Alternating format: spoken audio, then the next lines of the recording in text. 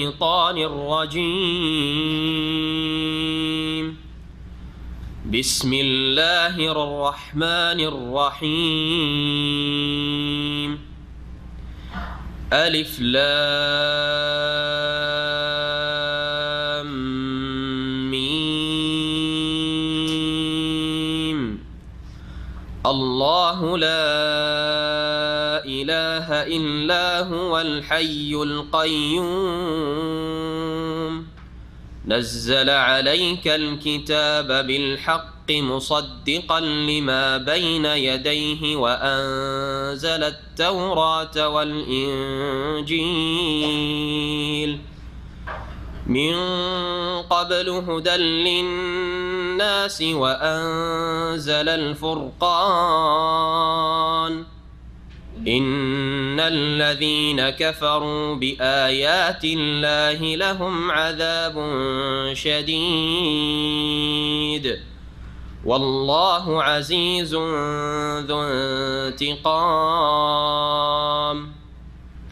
إن الله لا يخفى عليه شيء في الأرض ولا في السماء. هو الذي يصوركم في الأرحام كيف يشاء. لا إله إلا هو العزيز الحكيم. هو الذي أنزل عليك الكتاب منه آيات محكمات هن أم الكتاب وأخر متشابهات. فأما الذين في قلوبهم زيغ فيتبعون ما تشابه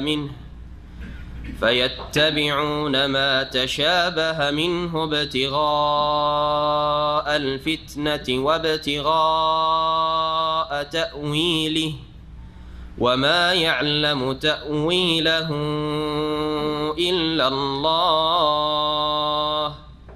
والراسخون في العلم يقولون آمنا به كل من عند ربنا وما يذكر إلا أولو الألباب. ربنا لا تزغ قلوبنا بعد إذ هديتنا وهب لنا من لدنك رحمة إنك أنت الوهاب. ربنا إنك جامع الناس ليوم لا ريب فيه إن الله لا يخلف الميعاد. إن الذين كفروا لن تغني عنهم أموالهم ولا أولادهم من الله شيئا وأولئك هم وقود النار. كدأب آل فرعون والذين من قبلهم كذبوا بآياتنا فأخذهم الله بذنوبهم والله شديد العقاب. قل للذين كفروا ستغلبون وتحشرون إلى جهنم وبئس المهاد. قد كان لكم آية في فئتين التقتا فئة تقاتل في سبيل الله وأخرى كافرة يرونهم مثليهم رأي العين والله يؤيد بنصره من يشاء. إن في ذلك لعبرة لأولي الأبصار. زين للناس حب الشهوات من النساء والبنين والقناطير المقنطرة من الذهب والفضة والخيل المسومة والأنعام والحرث ذلك متاع الحياة الدنيا والله عنده حسن المآب. السلام عليكم ورحمة الله وبركاته. إن الحمد لله نحمده ونستعينه ونستغفره ونعوذ بالله من شرور أنفسنا ومن سيئات أعمالنا من يهده الله فلا مضل له ومن يضلل فلا هادي له وأشهد أن لا إله إلا الله وحده لا شريك له وأشهد أن محمدا عبده ورسوله صلى الله تعالى عليه وعلى آله وصحبه وسلم تسليما كثيرا. أما بعد فأعوذ بالله من الشيطان الرجيم. بسم الله الرحمن الرحيم. ألف لام ميم. الله لا إله إلا هو الحي القيوم نزل عليك الكتاب بالحق مصدقا لما بين يديه وأنزل التوراة والإنجيل من قبل هدى للناس وأنزل الفرقان إن الذين كفروا بآيات الله لهم عذاب شديد والله عزيز ذو انتقام. إن الله لا يخفى عليه شيء في الأرض ولا في السماء هو الذي يصوركم في الأرحام كيف يشاء لا إله إلا هو العزيز الحكيم. মহান আল্লাহর সমস্ত প্রশংসা যে আল্লাহ পাক রব্বুল আলামিন কোরআনে কারীম নাযিল করেছেন এবং এর দ্বারা আল্লাহ পাক রব্বুল আলামিন বহু আদম সন্তানকে হিদায়াত দান করেছেন যারা আল্লাহ পাক রব্বুল আলামিনের এই নাযিলকৃত আসমানি কিতাবকে বিশ্বাস করেছে, তেলাওয়াত করেছে, অর্থ বুঝেছে, আল্লাহ পাক তাদেরকে কি সম্বোধন করেছে তা জানার চেষ্টা করেছে এবং তারপরে আমল করার জন্য সচেষ্ট হয়েছে, তাদেরকে আল্লাহ পাক রব্বুল আলামিন যুগে যুগে সঠিক রাস্তা দেখিয়েছেন। আর যারা কোরআনে কারীমের কাছে যায়নি, জানার সুযোগ করেনি অথবা সুযোগ পেয়েছে তারপরেও জানেনি, মানেনি, বিশ্বাস করেনি, বিশ্বাসের দাবি করেছে কিন্তু তার প্রতি আমল করেনি, তাদেরকে আল্লাহ পাক রব্বুল আলামিন অসহায় ছেড়ে দিয়েছেন লাঞ্ছিত অপদস্থ করে। আল্লাহ পাক রব্বুল আলামিন দুনিয়ায় তাদেরকে কুফরির জীবন দিয়ে, শিরকি গুমরাহের জীবন দিয়ে লাঞ্ছিত করেছেন আর আখিরাতে আল্লাহ পাক রব্বুল আলামিন তাদেরকে জাহান্নামে লাঞ্ছিত করে নিক্ষিপ্ত করবেন। কোরআনে কারীমের দাওয়াত সারা বিশ্বের সমস্ত মানুষের জন্য, সাদা কালো, সুন্দর কুৎসিত সকলের জন্য, সমস্ত মানুষের জন্য এতে রয়েছে দিক নির্দেশনা, হেদায়াত। আল্লাহ পাক রব্বুল আলামিন যেন আমাদেরকে কোরআনে কারীম দ্বারা হেদায়াত দান করেন, কোরআনে কারীম দিয়ে আমাদের অন্তরকে আলোকিত করেন। আল্লাহ পাক রব্বুল আলামিন আমাদেরকে জান্নাতের পথে অবিচল থাকার তৌফিক দান করেন। সালাত এবং সালাম নাযিল করেন নবী মুহাম্মদুর রাসূলুল্লাহ সাল্লাল্লাহু আলাইহি ওয়াসাল্লামের প্রতি, যার প্রতি আল্লাহ পাক রব্বুল 23 বছরের জীবনে নবুয়তি জিন্দেগি, তাতে যখন যেই রকমের সমস্যা দেখেছেন আল্লাহ রাব্বুল আলামিন সমাধান পাঠিয়েছেন, যখন যেই বিধান নাজিল করা কি আল্লাহ পাক মানব জাতির জন্য কল্যাণ মনে করেছেন তখন সেই বিধান নাজিল করেছেন। আজকে আমাদের তাফসীর শুরু হবে সূরাতু আলে ইমরান। আলে ইমরান সূরা, এটি কোরআনে কারীমের তৃতীয় সূরা, সূরাতুল ফাতিহা, তারপরে সূরা বাকারা, তারপরে হচ্ছে সূরা আলে ইমরান। সূরা আলে ইমরানে 200টি আয়াত রয়েছে। এই সূরাটি পুরোটি হচ্ছে মাদানী সূরা, অর্থাৎ নবী মুহাম্মদুর রাসূলুল্লাহ সাল্লাল্লাহু আলাইহি ওয়াসাল্লামের মদিনার জীবনে এই সূরা নাজিল হয়েছে। তবে এই সূরার প্রথম অংশটুকু, প্রথম আয়াত থেকে শুরু করে 83 নম্বর আয়াত পর্যন্ত, এটা সূরার শুরুতে হলেও এর অবতরণ হয়েছে নবী করিম সাল্লাল্লাহু আলাইহি সাল্লামের শেষ জীবনে 9ম হিজরিতে। নাজরান সৌদি আরবের একটি এলাকা, এখনও নাজরান বলেই পরিচিত। এই নাজরান এলাকায় নবী করিম সাল্লাল্লাহু আলাইহি সাল্লামের জামানায় খ্রিস্টানরা বসবাস করত। এই এমন একটি এলাকা যেখানে খ্রিস্টানরা বসবাস করত। ওই নাজরান এলাকার খ্রিস্টানরা এই নবম হিজরিতে রাসূলুল্লাহ সাল্লাল্লাহু আলাইহি ওয়াসাল্লামের কাছে মক্কা বিজয়ের পরের বছর, যেটা ছিল প্রতিনিধিদের বছর, মক্কা যখন বিজয় হয়ে গেল, কাফেররা চারিদিকে যারা ছিল বিভিন্ন জাতি, মুশরিক, পৌত্তলিক অথবা ইহুদি খ্রিস্টান, যেসব শক্তিগুলি ছিল, এরা তাকিয়েছিল যে কোন দিকে যায় অবস্থা কোন দিকে মোড় নেই। যদি মুহাম্মদ সাল্লাল্লাহু আলাইহি ওয়াসাল্লামের দিকে মোড় নেই তাহলে তার দিকে ঝুঁকবো অথবা দেখবো, চিন্তা করি। আর যদি মক্কার মুশরিকদের দিকে যদি অবস্থা মোড় নেই, তারাই যদি জিতে যায় তো তাদের সাথে আছি। এইরকম তামাশা দেখতে ছিল এতদিন পর্যন্ত। মক্কা বিজয়ের সময় তাদের ভুল ভেঙে গেল, স্পষ্ট হয়ে গেল যে আর মক্কার কাফেররা দাঁড়াবার মতো কোনো যোগ্যতা রাখে না, বরং তারা নির্মূল হয়ে গেছে, তারা পরাজিত হয়েছে। মক্কায় রাসূলুল্লাহ সাল্লাল্লাহু আলাইহি ওয়াসাল্লাম বিজয়ী হয়েছেন, সাহাবাই কেরামগণ মুসলিমরা বিজয়ী হয়েছেন। সুতরাং এখন আমাদের একটু জানার চেষ্টা করতে হবে। অধিকাংশ লোক দলে দলে আসতে লাগলো আর ইসলাম গ্রহণ করতে লাগলো। যে চিত্র তুলে ধরেছেন আল্লাহ পাক কোরআন কারীমের সূরায়ে নাসর, সূরায়ে নাসর, ইযা জাআ নাসরুল্লাহি ওয়াল ফাতহ ওয়া রাআইতান নাসা ইয়াদখুলুনা ফি দীনিল্লাহি আফওয়াজা। আল্লাহর পক্ষ থেকে সাহায্য এবং বিজয় যখন নেমে আসবে আর মানব জাতিকে দেখবে যে তারা দলে দলে, আফওয়াজা ফৌজের বহুবচন, দলে দলে ইসলাম গ্রহণ করছে, একটা দুটো করে নয়, লুকিয়ে লুকিয়ে নয়। আর ইসলাম গ্রহণ করে হবে কি এরকম নয়, যেমন আজকালকার অবস্থা। কি বেনিফিট পাবো? বেনিফিট তো এতেই আছে যে অবস্থায় আছি, এইরকম নয়। তাহলে মক্কা বিজয়ের সময় যে অবস্থাটা ছিল আজকের যুগের চাইতে ভালো অবস্থায় ছিল। মক্কা বিজয়ের পরে যে অবস্থাটা তৈরি হয়েছিল সেটা আজকের যুগে এত সংখ্যায় মুসলমান থাকা সত্ত্বেও এখনকার চাইতে ভালো অবস্থা, অনেক ভালো অবস্থায় ছিল। ইয়াদখুলুনা ফি দীনিল্লাহি আফওয়াজা। তো এইরকম অধিকাংশ লোক তো ইসলামে প্রবেশ করলো। কিছু লোক ছিল যারা এখনও সন্দিহান, সংশয়ে, এখনও তাদের বক্রতা যায়নি।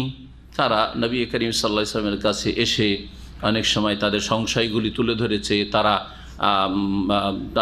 তর্ক বিতর্কে জড়িয়েছে। এই নাজরানের খ্রিস্টানরা ওই রকমই মদিনায় তারা এসেছিল রাসূলুল্লাহ সাল্লাল্লাহু আলাইহি ওয়াসাল্লামের সাথে। তারা বিভিন্ন বিষয়ে আলাপ আলোচনা করেছিল এবং তারা তাদের এতরাজ, তাদের যে সব সংশয় ছিল অথবা তাদের যেসব আপত্তি ছিল অথবা তারা বিতর্কেও জড়িয়েছিল। এই ঘটনাটিকে ওয়াফদে নাজরানের প্রতিনিধি দলের আগমন বলে ইসলামের ইতিহাসে সিরাতুন নবীতে জানা যায়।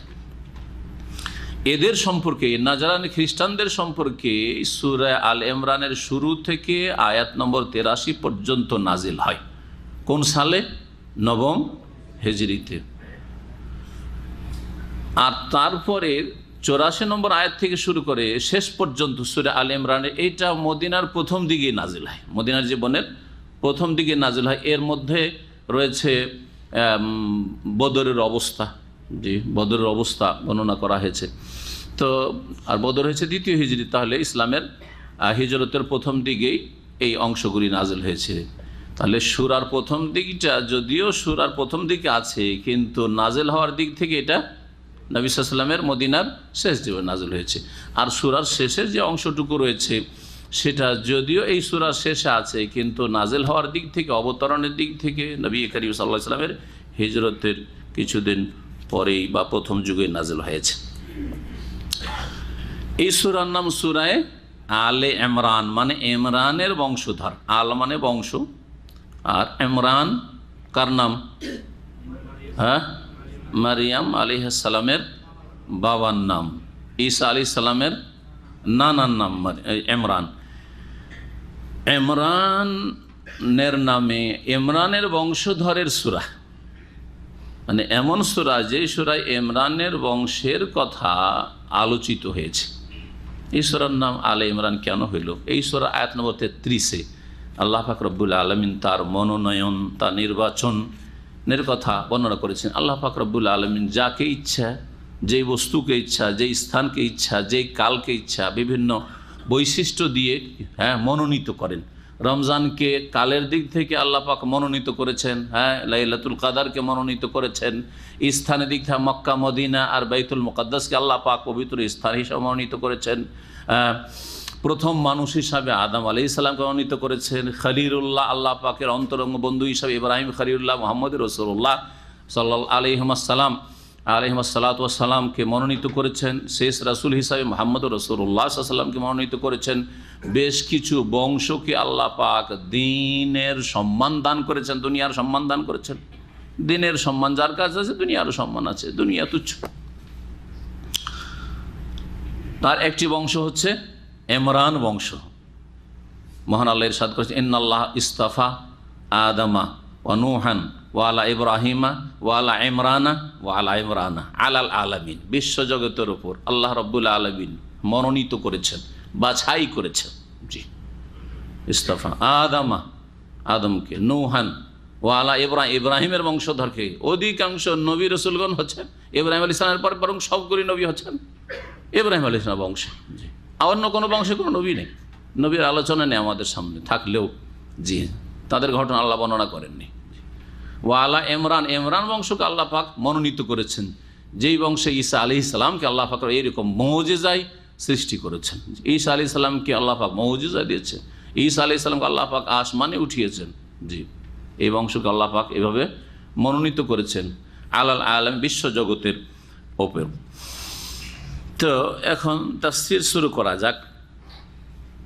সূরা আলে ইমরান, আল্লাহ রাব্বুল আলামিন ইরশাদ করছেন, বিসমিল্লাহির রহমানির রহিম। সূরা আলে ইমরানের তাফসীর শুরু করার আগে ফজিলত জানা দরকার। সূরা আলে ইমরানের ফজিলত সম্পর্কে, মহত্ব সম্পর্কে, গুণাগুণ সম্পর্কে বেশ কিছু সহিহ হাদিস রয়েছে, যে হাদিসগুলি আল্লামা ইবনে কাসির রাহমাতুল্লাহ আলাইহি সূরা বাকারা আর শুরুতে বর্ণনা করেছেন তাফসীর করতে গিয়ে। কারণ সেই অধিকাংশ হাদিসগুলিতে সূরা বাকারা এবং সূরা আলে ইমরান পাশাপাশি যে দুটি সূরা, এই দুই সূরার একসাথে ফজিলত বর্ণনা করা হয়েছে।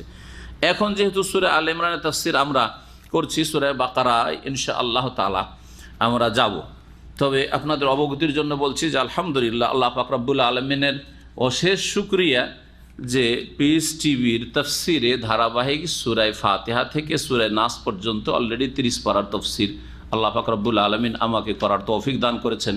এটা আল্লাহ পাকের খাস রহমত। একবার তাফসির করা আছে, মানুষ কোরআন খতম করে, আল্লাহ পাক রব্বুল আলামিন শুধু কোরআন খতম করা নয়, কোরআনের তাফসির খতম করা আল্লাহ পাক তৌফিক দান করেছেন, বলেন আলহামদুলিল্লাহ। এটা পিস টিভিতে একবার হয়েছে, যদিও সেটা খুব সংক্ষেপে ছিল, যার ফলে তাতে আমার তৃপ্তি হয়নি।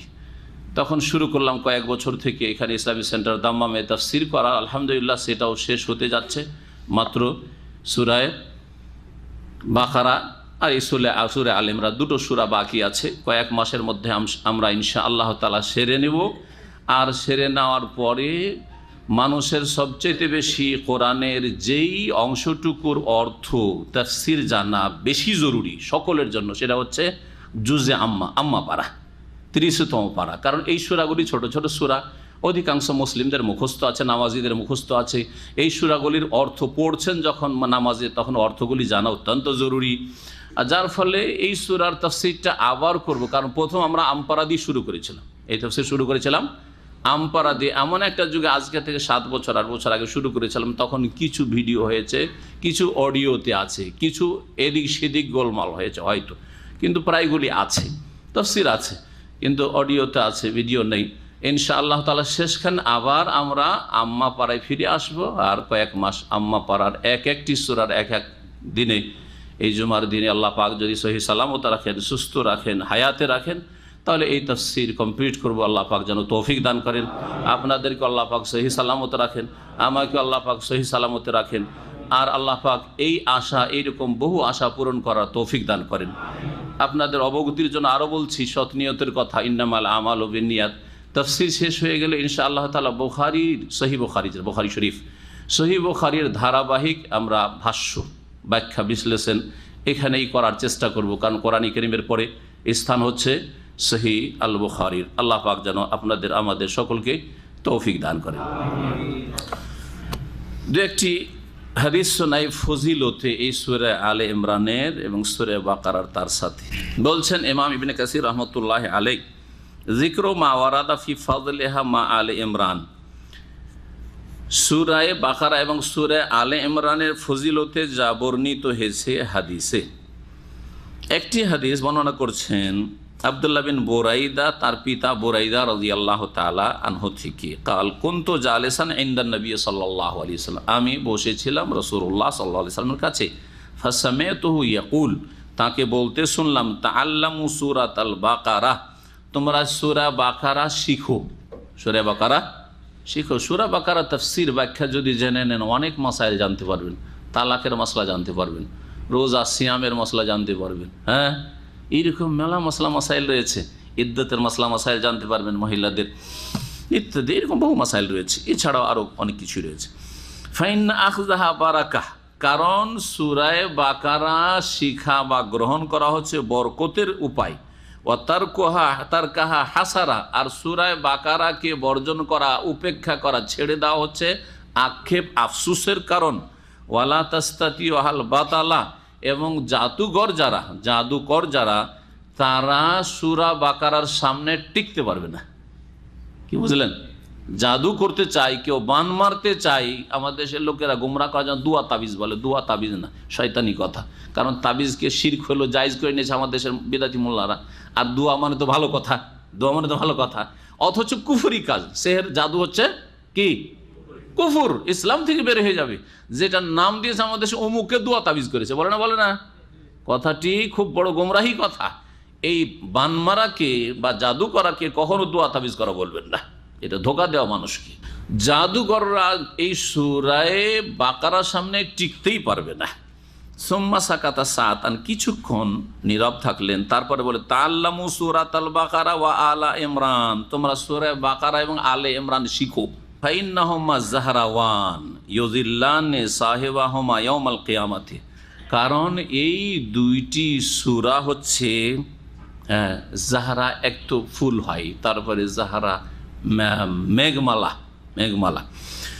কিয়ামতের দিনে যারা সূরা বাকারা সূরা আলে ইমরান তেলাওয়াত করে তাদেরকে কি করবে? ছায়া করবে। কান্নাহুমা গামামাতানে আও গায়াবাতানে, যেন এই দুটো সূরা মেঘমালার মতো, আও ফিরকান মিন তাইরিন সাফ, অথবা সারিবদ্ধ পাখির মতো, দলবদ্ধ যে আকাশে পাখি উড়ে ওই রকমভাবে সূরা বাকারা আলে ইমরান আসবে। এই ছিল নবী করিম সাল্লাল্লাহু আলাইহি সাল্লামের একটি হাদিস, মুসনাদ আহমদে রয়েছে, যে হাদিসটিকে হাসান বলা হয়েছে। আর একটি হাদিস শোনাই সূরা আলে ইমরান এবং বাকারার ফজিলত সম্পর্কে। বলছেন রাসূলুল্লাহ সাল্লাল্লাহু আলাইহি ওয়াসাল্লাম, ইকরাউল কোরআন, কোরআনে কারীম তোমরা বেশি বেশি পাঠ করো, ফাইন্নাহু শাফিউন লিআহলিহি ইয়াউমাল কিয়ামা, কারণ কোরআনে কারীম সুপারিশ করবে কার জন্য? পাঠকারী, আহলে কোরআন, কোরআনওয়ালার জন্য। কোরআনওয়ালা শুধু পাঠ করলে হয় না, কোরআন তেলাওয়াত করেন না, হাফেজ হয়েছেন, আমল করেন না, কোরআনওয়ালা না কোরআনের দুশ্মন? কোরআন মুখস্থ করেছেন না, ফজর নামাজ পড়েন না, কোরআনওয়ালা নাকি? কোরআনওয়ালা, আসল কোরআনওয়ালা কোরআনের বাস্তবায়নকারী, কোরআনের দাবি পূরণ করি, কোরআন যা করতে বলেছে করছেন, বিশ্বাস করতে বিশ্বাস করেন, হ্যাঁ, অস্বীকার করতে বলছেন অস্বীকার করেন, কোরআন যা নিষেধ করেছে তা থেকে বিরত থাকেন, এই হচ্ছে কোরআনওয়ালা। আসল হচ্ছে কোরআনের আমলকারী। আপনি কোরআন হাফেজ নাও হইতে পারেন, কোরআনের আলেম হয়তো না, কিন্তু কোরআনে কারীম যতটা বুঝেন আর নাই বুঝেন, আমি যা আল্লাহ বলেছেন বিশ্বাস করি, যা আল্লাহ বলেছেন আমল করার চেষ্টা করি, হ্যাঁ, জানার চেষ্টা করি, জি আপনি কোরআনওয়ালা। তো শুধু হাফেজের ফজিলত না, আমাদের হাফেজের বড় বড় অঙ্কের ফজিলত বয়ান করা হয়েছে, বেআমল হাফেজের না। হ্যাঁ, হাফেজ যদি আমলকারী হয় তাহলে অবশ্যই ফজিলত আছে তার, আলেম যদি আমলকারী হয় তাহলে ফজিলত, না হলে আলেমের কোনো ফজিলত নেই। ভালো করে শুনবেন, আসলে আপনার আমল যদি থাকে আর আলেমের আমল না থাকে তো আলেম আপনার কাছে টিকবে না, কিছু হবে না। আলেম হয়ে কোনো লাভ নেই, বরং তার জন্য আরও বিপদ টেনে নিয়ে আসবে, কারণ সে জানার পরে আমলে ত্রুটি করেছে। আল্লাহ পাক আমাদের সকলকে সংশোধন করার তৌফিক দান করে। কোরআন ওয়ালার জন্য সুপারিশ করবি। ইকরাউজ জাহরাওয়াইন আল বাকারা ওয়া আলে ইমরান, এই দুইটি সূরা ফুল, সূরা বাকারা সূরা আলে ইমরান পাঠ করো। ফাইন্নাহুমা ইয়াতিয়ানা ইয়াউমাল কিয়ামাতি কান্নাহুমা গামামাতান আও কান্নাহুমা গায়াবাতান ওয়া কান্নাহু ফিরকান মিন তাইরিন সাওয়াব ইউহাজ্জানা আন আহলিহিমা ইয়াউমাল কিয়ামাতি, এই দুইটি সূরা যারা তেলাওয়াত করেছে, যারা আমল করেছে, যারা অর্থ বুঝেছে, অর্থ শুনেছে, মেনেছে, পালন করেছে, তাদের জন্য আল্লাহর সামনে হুজ্জত পেশ করবে, বাদানুবাদ করবে, আল্লাহর সামনে গিয়ে সুপারিশ করবে, আল্লাহ এদেরকে জান্নাত নিয়ে যাব। তারপরে ওই হাদিসটি বর্ণনা করেছে যেটা একটু আগে শুনাইলাম, যে জাদু যদি সূরা বাকারা তেলাওয়াত হয় কোথাও, অথবা সূরা বাকারা আপনার মুখস্থ থাকে, সূরা বাকারার প্রতি আমল করেন, সূরা আলে ইমরান আমল করেন, তাহলে জাদু আপনার ওপর খাটবে না, জাদু করতে পারবে না, এবং এটা বরকতের কারণ হবে। সহিহ মুসলিমও এই হাদিস রয়েছে, এই হাদিস সহিহ মুসলিমে রয়েছে। এইরকম বেশ কিছু হাদিস এই সূরা আলে ইমরানের ফজিলত রয়েছে, যা সময়ের স্বল্পতার জন্য আর বর্ণনা করছি না। বাকিগুলি ইনশাআল্লাহ তাআলা সূরা বাকারা যখন তাফসীর করব তখন পেশ করব ইনশাআল্লাহ। আল্লাহ রাব্বুল আলামিন এই সূরা শুরু করেছেন বিসমিল্লাহির রহমানির রহিমের পরে আলিফ লাম মিম, এই দিয়ে আলিফ লাম মিম, এই তিনটি অক্ষর দিয়ে। এইরকম বেশ কিছু অক্ষর বিভিন্ন সূরার শুরুতে রয়েছে। কোথাও আলিফ লাম মিম আছে, কোথাও আলিফ লাম রা আছে, কোথাও আলিফ লাম মিম রা আছে, কোথাও একটি শব্দ আছে কাফ নুন ওয়াল কালাম আছে, কোথাও দুইটি আছে, হ্যাঁ দুইটি আছে না, যেমন হ্যাঁ হ্যাঁ হামিম, জি হ্যাঁ। তিনটি আছে যেমন এই আলিফ লাম মিম। চারটি আছে যেমন আলিফ লাম মিম রা, হ্যাঁ। আর পাঁচটি আছে যেমন কাফ হা ইয়া আইন সদ হা মিম, তারপরে আইন সিন কাফ, আছে না? জি, 1 থেকে শুরু করে 5 পর্যন্ত। এই যে শব্দগুলি রয়েছে, শব্দ বলবো এগুলোকে বলা হরফ, অক্ষর, অক্ষর রয়েছে।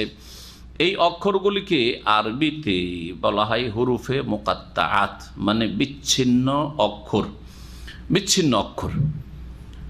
এগুলির এমনি যদি আলিফ লাম মিম বলা হয়, এগুলোর কোনো অর্থ আছে? অর্থ আছে?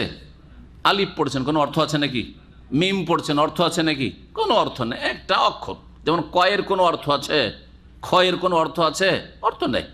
অন্যের সাথে জড়াবেন কখন, তখন একটা অর্থ হইল, শব্দ হইল তখন। কিন্তু কয়ের কোনো অর্থ নেই, ক্ষয়ের কোনো অর্থ নেই। জি হ্যাঁ, এই অর্থ নেই তারপরও নাম রাখে। আলোচনার একটু বাইরে, হ্যাঁ, আনুষঙ্গিক আলোচনা শুনেছি। আমাদের দেশে বিশেষ করে বাংলা ভাষীর আজকাল নাম রাখার একটা ফ্যাশন হয়েছে। নাম রাখা হলো ফাতেমা মিম, আছে না নেই? হ্যাঁ, আরও কিছু আছে, মিম আছে, তখন সিনও থাকতে পারে, হ্যাঁ, আলিফ, অমুকের নাম আলিফ। এই যে নাম রাখা ফ্যাশন, এটা কেন? অর্থ আছে, নাম রাখবেন যার কোনো একটা অর্থ থাকে, আর ভালো অর্থ, খারাপ অর্থ আবার না থাকে, হ্যাঁ, নোংরা অর্থ না থাকে, ভালো অর্থ থাকে, অর্থবোধক নাম রাখতে হবে। এটা হচ্ছে একটা আম জেনারেল কথা শরীয়তের। অর্থ ভালো হলে সেই নামের সুপ্রভাব পড়বে, ভালো তাসির হবে, ভালো করে শুনে রাখেন। এই জন্য ভালো নাম রাখতে বলা হয়েছে। ভালো নাম না হইলে ছেলে খারাপ হবে, খারাপ তাসির পড়বে তার। ওর নাম যখনই শুনে তখন তো খারাপ। এক লোকের নাম হুজুন, সবসময় ওর শোক লেগেই আছে। হুজুন মানে দুশ্চিন্তা, লেগেই আছে ও দুশ্চিন্তা। নাম বদলায়নি, সারা বলছে যে আমার বংশে শোক আর অশান্তি থেকেই গেল। জি, সাহাবায়ে কেরামের জামানার ঘটনা। তাহলে বোঝা গেল যে নাম অর্থবোধক হইতে হবে এবং ভালো অর্থবোধক হইতে হবে, হ্যাঁ, ভালো অর্থ যেন বহন করে আপনার নাম। আর কোনো অর্থ নেই, কিচ্ছু নেই, ফ্যাশন, শুনতে ভালো লাগছে, কানে শুনতে ভালো লাগছে, এই জন্য নাম রাখছেন, এইরকম না, একজন জ্ঞানী মুসলিম রাখবে না। এই অক্ষরগুলি বিচ্ছিন্ন অক্ষর, এগুলির কোনো অর্থ, এমনি অর্থ নেই। কিন্তু আল্লাহ রাব্বুল আলামিন যে কোরআনে কারিমে নাজেল করেছেন বেশ কিছু সূরার শুরুতে, কোনো উদ্দেশ্য আছে না নেই? উদ্দেশ্য আছে অবশ্যই। বিনা উদ্দেশ্যে আল্লাহ নাজেল করেননি। এগুলো অর্থ আমাদের জানা নেই, আর উদ্দেশ্যও জানা নেই। তবে এই উদ্দেশ্য সম্পর্কে বিভিন্ন কল্পনা জল্পনা রয়েছে তাফসীরকারদের, বিভিন্ন মতামত রয়েছে, মন্তব্য রয়েছে। কেউ বলেছেন এটা উদ্দেশ্য, কেউ বলছে এটা উদ্দেশ্য, হ্যাঁ, কেউ বলেছেন, অধিকাংশরাই বলেছেন চ্যালেঞ্জ। বহুবার আমি এই বিষয়টি বলেছি, চ্যালেঞ্জ করা হয়েছে আরব জাতিকে, যারা কাফের অমুসলিম তাদেরকে, যে কোরআনে কারীমের যে শব্দ বা বাক্য বা কালামুল্লাহ রয়েছে, আলিফ থেকে ইয়া পর্যন্ত যে অক্ষরগুলি তোমাদের কাছে রয়েছে, তোমরাও শিখো, সেগুলো দিয়েই জড়িত, তাই না? না বাইরের কোনো অতিরিক্ত অক্ষর আছে? আরবরা যে অক্ষরগুলি ব্যবহার করে সেগুলির অতিরিক্ত কোনো শব্দ, কোনো অক্ষর কি কোরআনে আছে? ওইগুলি শব্দ, ওইগুলি অক্ষর। ওই অক্ষরগুলি যখন আছে আর তা দিয়েই কালামুল্লাহ, আল্লাহ পাক রব্বুল আলমিনের বাণী, সেই রকমের বাণী তোমরা নিয়ে আসতেও পারছো না, আবার আল্লাহর বাণী বলে বিশ্বাসও করছো না, মুহাম্মাদের রচিত বলছো সাল্লাল্লাহু আলাইহি সাল্লাম, তাহলে তোমার মিথ্যুক না? যদি মুহাম্মদ সাল্লাল্লাহু আলাইহি ওয়াসাল্লাম রচিত হয় অথচ তিনি কোনো অক্ষরের জ্ঞান রাখতেন না, তোমাদের তো অনেকে পণ্ডিত, বড় বড় কবি, কাব্য রচনা করো, তো নিয়ে আসো, ফাতু বিসূরাতিন মিসলিহি ওয়াদউ শুহাদাকুম মিন দুনিল্লাহ ইন কুনতুম সাদিকিন ওয়ালাউ কানা বাযুহুম লিবাযিন যাহিরা। কয়েক আয়াতে আল্লাহ পাক চ্যালেঞ্জ করেছেন। তো অধিকাংশ তাফসীরকারদের মতে এই অক্ষরগুলি দিয়ে কি করা হয়েছে? আরব জাতিকে, কাফেরদেরকে চ্যালেঞ্জ করা হয়েছে যে এগুলি আল্লাহর বাণী, যা আসছে এই অক্ষরগুলির পরে এগুলো সব আল্লাহর বাণী, বিশ্বাস করে নাও, মেনে নাও, তাহলে তুমি মুসলিম, আত্মসমর্পণকারী। আর যদি বিশ্বাস না করো তাহলে তুমি কাফের, অস্বীকারী, অমান্যকারী। তাহলে তুমি এই রকমের বাক্য, বাণী তৈরি করে নিয়ে আসো, সূরা, আয়াত কিছু তৈরি করে নিয়ে আসো। আর এগুলির সম্পর্কে যে জনগণের মধ্যে অথবা অল্প শিক্ষিত বিদাতি মৌলভী সাহেবদের মধ্যে যে ছড়িয়ে আছে যে আলী, এগুলো হচ্ছে শর্ট ফর্ম, এগুলো হচ্ছে কি, যেমন MBBS বা BA, ব্যাচেলর অফ আর্ট ইত্যাদি, ওই রকম বলছে শর্ট ফর্ম। আলিফ আল্লাহ থেকে, লাম জিবরাইল থেকে লাম নেওয়া হয়েছে, আর মোহাম্মদ থেকে মিম নেওয়া হয়েছে। হ্যাঁ, আল্লাহ নাজল করেন জিবরাইল মারফত মোহাম্মদের ওপর। বুঝতে পারলেন না? এগুলো বিদাতি কথা। এগুলো কি কথা?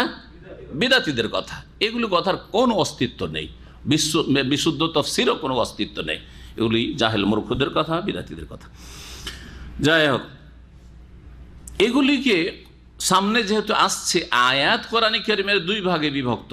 মুহকামাত, মুহকামাত মানে হচ্ছে যেগুলি স্পষ্ট, হ্যাঁ জি, স্পষ্ট যে আয়াতগুলি, যে আয়াতগুলির অর্থ স্পষ্ট, যে আয়াতগুলির ব্যাখ্যা স্পষ্ট, যে আয়াতগুলি এর বাস্তবায়ন করবেন স্পষ্ট, এগুলিকে মুহকামাত বলা হয়েছে।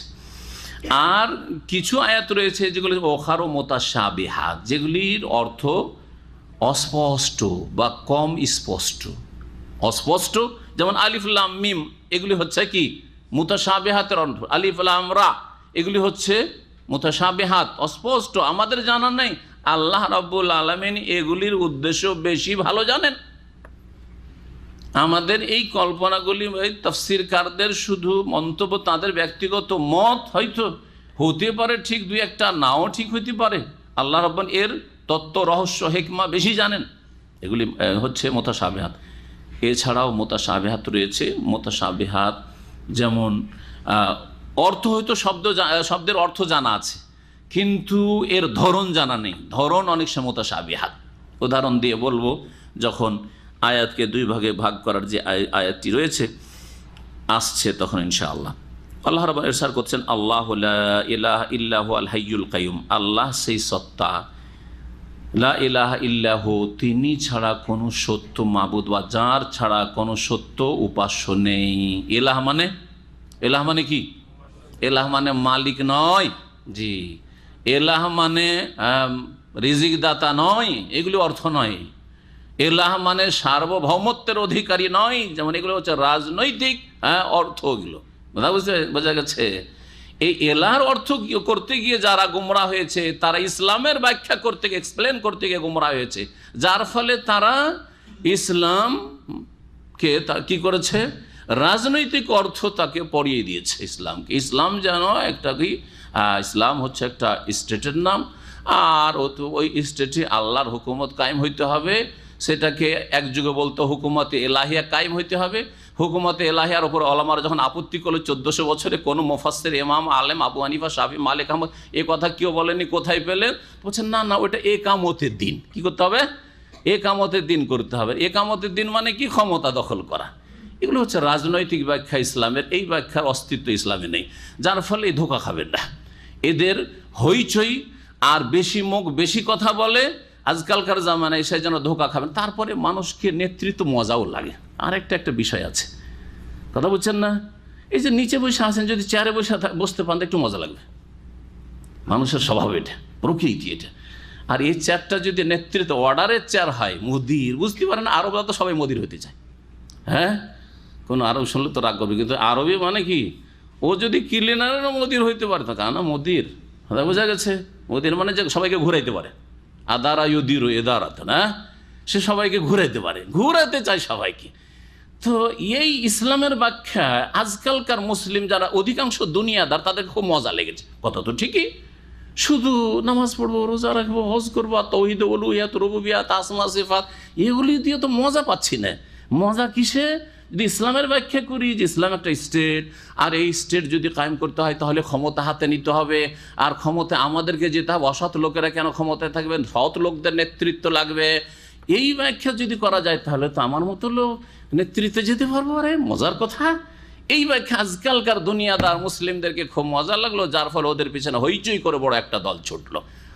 অথচ শুরু থেকে শেষ পর্যন্ত ইসলামের এই ভুল ব্যাখ্যা তারা করেছে। আল্লাহ পাক তাদের মধ্যে যারা বেঁচে আছে তাদেরকে হেদায়েত দান করেন, আর যারা দুনিয়া থেকে বিদায় হয়েছে এই ভুল ব্যাখ্যা করে আল্লাহ পাক তাদের গুনাহ খাতা মাফ করে দেন। বলছিলাম যে এলাহ মানে হচ্ছে মাবুদ, উপাস্য। আলাহা ইয়া আল্লাহ, এলাহান মানে আবাদা ইয়াবুদ ইবাদাতান।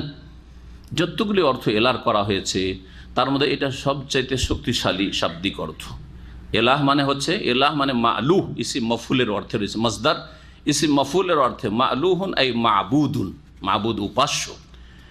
তো লা ইলাহা ইল্লাল্লাহ মানে আল্লাহ ছাড়া কোনো সত্য মাবুদ নেই। আর লা নাফি জিন্স, আর এলাহ যখন ওর ইসম, তখন একটা খবর লাগবে, সেটা মৌজুদুন না, সেটা হচ্ছে হাক্কুন বা বেহাক্কিন। লা ইলাহা বেহাক্কিন বা লা ইলাহা হাক্কুন ইল্লাল্লাহ, আল্লাহ ছাড়া কোনো সত্য মাবুদ নেই, এটা হচ্ছে সঠিক অর্থ।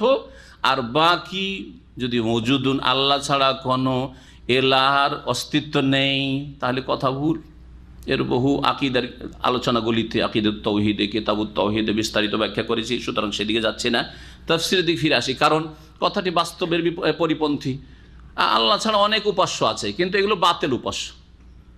আর আল্লাহ ছাড়া কোনো সত্য মাবুদ নেই, এই কথাটি ঠিক। আল্লাহ একমাত্র সত্য উপাস্য, আর বাকিগুলো সব মিথ্যা উপাস্য। এগুলো হ্যাঁ, দুর্গা দরগা যতগুলি আছে এগুলি মিথ্যা উপাস্য। এদেরকে সেজদা করা হচ্ছে, ধর্ম মিথ্যা, মিথ্যা ধর্ম। হ্যাঁ, এদের কাছে ধর্ণা দেওয়া হচ্ছে আশা করে যে পাওয়া যাবে, লক্ষ্মীর কাছে গেলে রুজি পাবে, আর সরস্বতীর কাছে গেলে বিদ্যা পাবে, গৌসুল আজমের কাছে গেলে রুজি পাবে, কবরে চাদর চড়াইলে বরকত হবে। এগুলি হচ্ছে মিথ্যা ধর্ম এবং মিথ্যা উপাস্য। এগুলি হচ্ছে মিথ্যা উপাস্য। ভালো করে শুনে রাখেন। আল্লাহু লা ইলাহা ইল্লাহু, আল্লাহ ছাড়া কোনো সত্য, আল্লাহ সেই সত্তা যে তার ছাড়া কোনো সত্য উপাস্য নেই। আল হাইয়ুল কাইয়ুম, তিনি চিরঞ্জীব। আল হাই মানে তিনি চিরঞ্জীব, সব সময় তার জীবন রয়েছে। তার জীবনের আদিও নেই, অন্ত নেই, শুরুও নেই, শেষ নেই। এমন নয় কোনো সৃষ্টির মতো যে কোনো সময় আল্লাহ ছিলেন না, না থেকে হ্যাঁ হয়েছেন, অথবা এমন একটা সময় আসবে আমরা সবাই চলে যাব, আল্লাহও চলে যাবেন, শেষ হয়ে যাবে, এরকম নয়। বোঝা গেছে? আল হাই। যদি নবী মোহাম্মদ রাসূলুল্লাহ সাল্লাল্লাহু আলাইহি ওয়াসাল্লামকে বলেন যে নবী বেঁচে আছেন, নবী ইন্তেকাল করেছেন, মারা গেছেন, বলা যাবে না, এটা বেয়াদবি। হ্যাঁ, হায়াতুন নবী যে বিদাতি কথা, এর উপর আমার অনেকগুলি আলোচনা আছে। বিশেষ করে কিছুদিন, কয়েক মাস আগে মাত্র যে আলোচনাটা হয়েছে নবী রাসূলুল্লাহ সাল্লাল্লাহু আলাইহি ওয়াসাল্লাম সম্পর্কে ভ্রান্ত আকিদা, হ্যাঁ ভ্রান্ত ভুল আকিদা, 10টি পয়েন্ট, 10টি ভুল ধারণা, শিরকি এবং বেদাতি আকিদা রাসূলুল্লাহ সাল্লাল্লাহু আলাইহি ওয়াসাল্লাম সম্পর্কে বেদাতীদের যা আছে, এটা যদি শুনে নেন তাহলে অন্তত সমাজে যে বিদাত ছড়িয়ে আছে রাসূলুল্লাহ সাল্লাল্লাহু আলাইহি ওয়াসাল্লাম ইমানের ক্ষেত্রে, ইমানেই গলদ হয়ে আছে, ঠিক হয়ে যাবে ইনশাআল্লাহ। তো বলছিলাম যে চিরঞ্জীব আল্লাহ, যদি বলে যে হায়াতুন নবী, নবীও বেঁচে আছেন, তো আল্লাহর সাথে শরীক করলেন না? শরীক করলেন না? যে আল্লাহরও হায়াত রয়েছে চিরঞ্জীব, আর নবীও হায়াতুন নবী, নবীও মরেন না, তো আল্লাহর সাথে শরীক কিনা, পার্টনার কিনা? আল্লাহর সাথে শরীক করলে ওর নাম শিরক না ইসলাম? শিরক। যে শিরক করে সে মুশরিক হয় কিনা? বলেন তাহলে মুশরিক হবে কিনা? খাস করে একজনকে মুশরিক বলছি না, কিন্তু যারা এই রকম আকীদা রাখবে যে নবীও জীবিত, সেই ব্যক্তি মুশরিক, বড় শিরকে রয়েছে। সে আল্লাহর সাথে আল হাই এই গুণে শরীক করে দিল, আল্লাহর গুণে সিফাতে শরীক করে দিল। আল কাইয়ুম, যিনি সব কিছুর ধারক। কাইয়ুম, কাইয়ুম বেনাফসিহি ওয়া কাইয়ুমুন বিগাইরিহি, যিনি নিজে সবসময় আছেন এবং অন্য কিছুকে ধারণ করে, সব কিছুকে আল্লাহ ধারণ করে আছেন। আসমান, জমিন এবং এর মাঝে যত সৃষ্টি রয়েছে, আল্লাহ যদি এগুলিকে ধারণ করে না থাকেন, সব কিছুই লন্ডপন্ড হয়ে যাবে। ইন্নাল্লাহ ইউমসিকুস সামাওয়াতি ওয়াল আরদি আন তাজুলা। আসমান জমিন আল্লাহ ধরে আছেন না গস কুতুবরা ধরে আছে? মুসলিম সমাজে, বাঙালি সমাজে এই আকীদা ছড়িয়ে আছে। প্রত্যেক গ্রামের কোনায় কোনায় আল্লাহর গোস কুতুবরা বসে আছে, রেডি হয়ে আছে। কিসের জন্য? পীরদের কিতাব আছে, পীরদের কিতাব আছে। জানেন না? জানেন না? হ্যাঁ, কি ওরা ধরে আছে আল্লাহর যখন গজব হয়, রাগ হয়, পাপের কারণে গ্রামে যখন পাপ হয়, শহরে, দেশে, ডিস্ট্রিক্টে পাপ হয়, তখন আল্লাহ জমিনটাকে উল্টে দিতে চান। তখন গছেরা কি করে? গ্রামটাকে ধরে নেয় যে আল্লাহ তোর সাথে এখন চলবে আমাদের যুদ্ধ। আউযুবিল্লাহ, তুই ধ্বংস করতে চাস, আমরা ধ্বংস করতে দেব না। এত বড় কুফরি আকীদা! এটা তো হিন্দুদের আকীদা হইতে পারে, হ্যাঁ, এটা ইহুদি নাসারাদের আকীদা হইতে পারে। ইহুদি নাসারা লজ্জা পেয়ে যাবে, এ মুসলমান হে জিনহে দেখ কে শর্মা ইহুদ। এইরকম মুসলমানদের যদি আকীদা থাকে, এদেরকে দেখে ইহুদি লজ্জা পাবে। নাযালা আলাইকাল কিতাব, হে নবী তোমার প্রতি মহান আল্লাহ কোরআন অবতীর্ণ করেছেন বিল হক্কে, সত্য সহকারে। বিল হক্কে, সত্য সহকারে। কোরআনে কারিমে যা কিছু রয়েছে কি সত্য। আল্লাহ নাজেল করাও সত্য, আল্লাহ যা কিছু নাজেল করেছেন তা সত্য। যেগুলি ইমানিয়াতের বিষয় রয়েছে, বিশ্বাস, সেগুলিও সত্য। যেগুলি বিধিবিধান রয়েছে সেগুলিও সত্য। যেগুলি কিসাস, কাহিনী, ঘটনাবলী রয়েছে সেগুলিও সত্য। ভবিষ্যৎবাণী রয়েছে সেগুলিও সত্য। হ্যাঁ, চোখের আড়ালে যা রয়েছে তাও সত্য, সব কিছু। মুসাদ্দিকাল লিমা বাইনা ইয়াদাইহি, তার পূর্বে যেসব গ্রন্থরাজি নাজেল হয়েছে সেগুলির সত্যায়নকারী, সেগুলির সমর্থক। কোরআনে কারীম তার আগের যে গ্রন্থগুলি নাজেল হয়েছে, তাওরাত, ইনজিল, জাবুর, সেগুলির সমর্থক, সত্যায়নকারী। সেগুলিতে আল্লাহ পাক রব্বুল আলামিনের যেগুলি বাণী অবিকৃত আসল রূপে রয়েছে, সেগুলি আল্লাহ যেগুলি রাখতে চেয়েছে সেগুলি সমর্থন করেছে কোরআনে কারীম। আর যেগুলিকে রহিত করতে চেয়েছে, অনেক মাসলা মাসাইল রহিত হয়েছে, মনসুখ হয়েছে, সেগুলিকে নাকচ করে দেওয়া হয়েছে কোরআনে কারীমে যে এই বিধান আর চলবে না। তাহলে এটা হচ্ছে সত্যায়ন করা, এটা হচ্ছে সত্যায়ন করা, তাসদীক। আর তার মধ্যে যেসব বিকৃতি ঘটেছে, আম্বিয়া রসুলগণ সম্পর্কে বেয়াদবির কথা পর্যন্ত রয়েছে বিকৃত তাওরাত, ইনজিল, বাইবেলে, সেগুলিকে অস্বীকার করেছে যে আম্বিয়াদের শানের খেলাফ এগুলি, আম্বিয়াদের মর্যাদার খেলাফ এগুলি হইতে পারে না। দাউদ আলী সালাম দ্বারা এরকম হইতে পারে, সুলেমান আলী সালামের হুকুমত আংটির বলে চলতো। কত বড় কুফরি কথা বাইবেলে রয়েছে, চিন্তা করতে পারেন। এগুলি আমাদের দেশের জাহেল বক্তারা শোনায়। আর আংটির ফজিলত ওই জন্য আজকাল চলছে সমাজে, অনেকে দামি দামি আংটি কিনে বলছে এই আংটিতে আমার এই ফজিলত আছে। ওই গুমরাই ওখান থেকে এসছে। এগুলিকে নাকচ করেছে কোরআনে কারীম। বরং সেহর আর অমুক আর তমুক আল্লাহর ক্ষমতা ছাড়া অন্য কিছু দিয়ে চলে, লা হাওলা ওয়ালা কুওয়াতা ইল্লা বিল্লাহ, আল্লাহর ক্ষমতা ছাড়া অন্য কিছু দিয়ে চলে, এগুলো হচ্ছে কুফরি আকীদা, শিরকি আকীদা। ওয়ানজালা তাওরাত ওয়াল ইনজিল, আর সেই আল্লাহ তাওরাতও নাজিল করেছেন, ইনজিলও নাজিল করেছেন, মিন কাবলু, ইতিপূর্বে। কোরআনে কারীম নাজিল করার পূর্বে তাওরাত নাজিল তিনি আল্লাহ নাজিল করেছেন। তাহলে তাওরাত, ইনজিল, এই আয়াতগুলি কিন্তু নাজরানের খ্রিস্টানদেরকে শোনানো হয়েছিল পড়ে, তাই না? তাহলে খ্রিস্টানদেরকে বলা হচ্ছে যে দেখো, তাওরাত, ইনজিল, বাইবেল তোমরা বিশ্বাস করছো, হ্যাঁ, যদিও সেটা বিকৃত, তারপরেও বিশ্বাস করছো যে আল্লাহ তাওরাত, ইনজিল নাজিল করেছেন, সে আল্লাহই তো আল কোরআন নাজিল করছেন। কেন বিশ্বাস করবে না? সেই উৎস থেকেই তো এসেছে, উৎস একই, ওয়াহি। সুতরাং সেটাও বিশ্বাস করতে হবে। এটা হচ্ছে নিউ এডিশন, নতুন বিধান আল্লাহ রাব্বুল আলামিন, নতুন বিধিবিধানকে মানতে হবে আপনাকে। ওয়ানজালাল ফুরকান মিন ক্বাবল হুদাল লিন্নাস, মানব জাতির দিক নির্দেশনার উদ্দেশ্যে তাওরাত, ইনজিল আল্লাহ পাক নাজিল করেছিলেন মানব জাতির হেদায়েতের উদ্দেশ্যে, সময়ে, কাল, ওই কালগুলোতে, ওই জামানায় যখন কোরআনে কারীম নাজিল হয়েছে, তখন এগুলিকে রহিত করে দেওয়া হয়েছে। কোরআনে কারীমের বিধান এবং কোরআনে কারীম যার প্রতি নাজিল হয়েছে তার আদেশ নিষেধ রাসূলুল্লাহ সাল্লাল্লাহু আলাইহি সাল্লাম সকল মানুষের জন্য। ইন্নী রাসূলুল্লাহি ইলাইকুম জামিয়ান ওয়া মা আরসালনাকা ইল্লা রাহমাতাল লিল আলামিন। ওয়ানজালাল ফুরকান, এবং হক বাতিল, সত্য মিথ্যার মাঝে পার্থক্যকারী গ্রন্থ আল্লাহ নাজিল করেছেন। আল ফুরকান, আল ফুরকান কোন কিতাবের নাম? আল কোরআনের নাম হচ্ছে আল ফুরকান। আর তার আগে যে বলা হয়েছে নাজদাল আলাইকা আল কিতাব, আল কিতাব বলতে কি বোঝানো হয়েছে? আল কোরআনকে বোঝানো হয়েছে, কোরআনকে বোঝানো হয়েছে। ইন্নাল্লাযীনা কাফারু বিআয়াতিল্লাহ, সুতরাং নিশ্চয়ই যারা আল্লাহর আয়াতসমূহকে অস্বীকার করে, অমান্য করে, লাহুম আযাবুন শাদীদ, তাদের জন্য কঠোর শাস্তি রয়েছে। ওয়াল্লাহু আজিজুন যুনতিকাম, আল্লাহ রাব্বুল আলামিন মহাপরাক্রান্ত, যুনতিকাম প্রতিশোধ গ্রহণকারী বা শাস্তিদাতা। ইন্নাল্লাহা লা ইয়াখফা আলাইহি শাইউন ফিল আরদি ওয়ালা ফিস সামা, নিশ্চয়ই আল্লাহ রাব্বুল আলামিনের থেকে কোনো কিছু জমিনের অথবা আকাশের, পৃথিবীর অথবা আকাশের কোনো কিছুই গোপন থাকতে পারে না, কোনো কিছু গোপন থাকতে পারে না। অন্তরের কথা আল্লাহ জানেন, চোখের আড়ালে, হ্যাঁ, ভূগর্ভে যা কিছু রয়েছে, আকাশে যা রয়েছে, যেখানেই যা রয়েছে, আল্লাহ সব কিছুই সম্পর্কে সম্যক জ্ঞানী।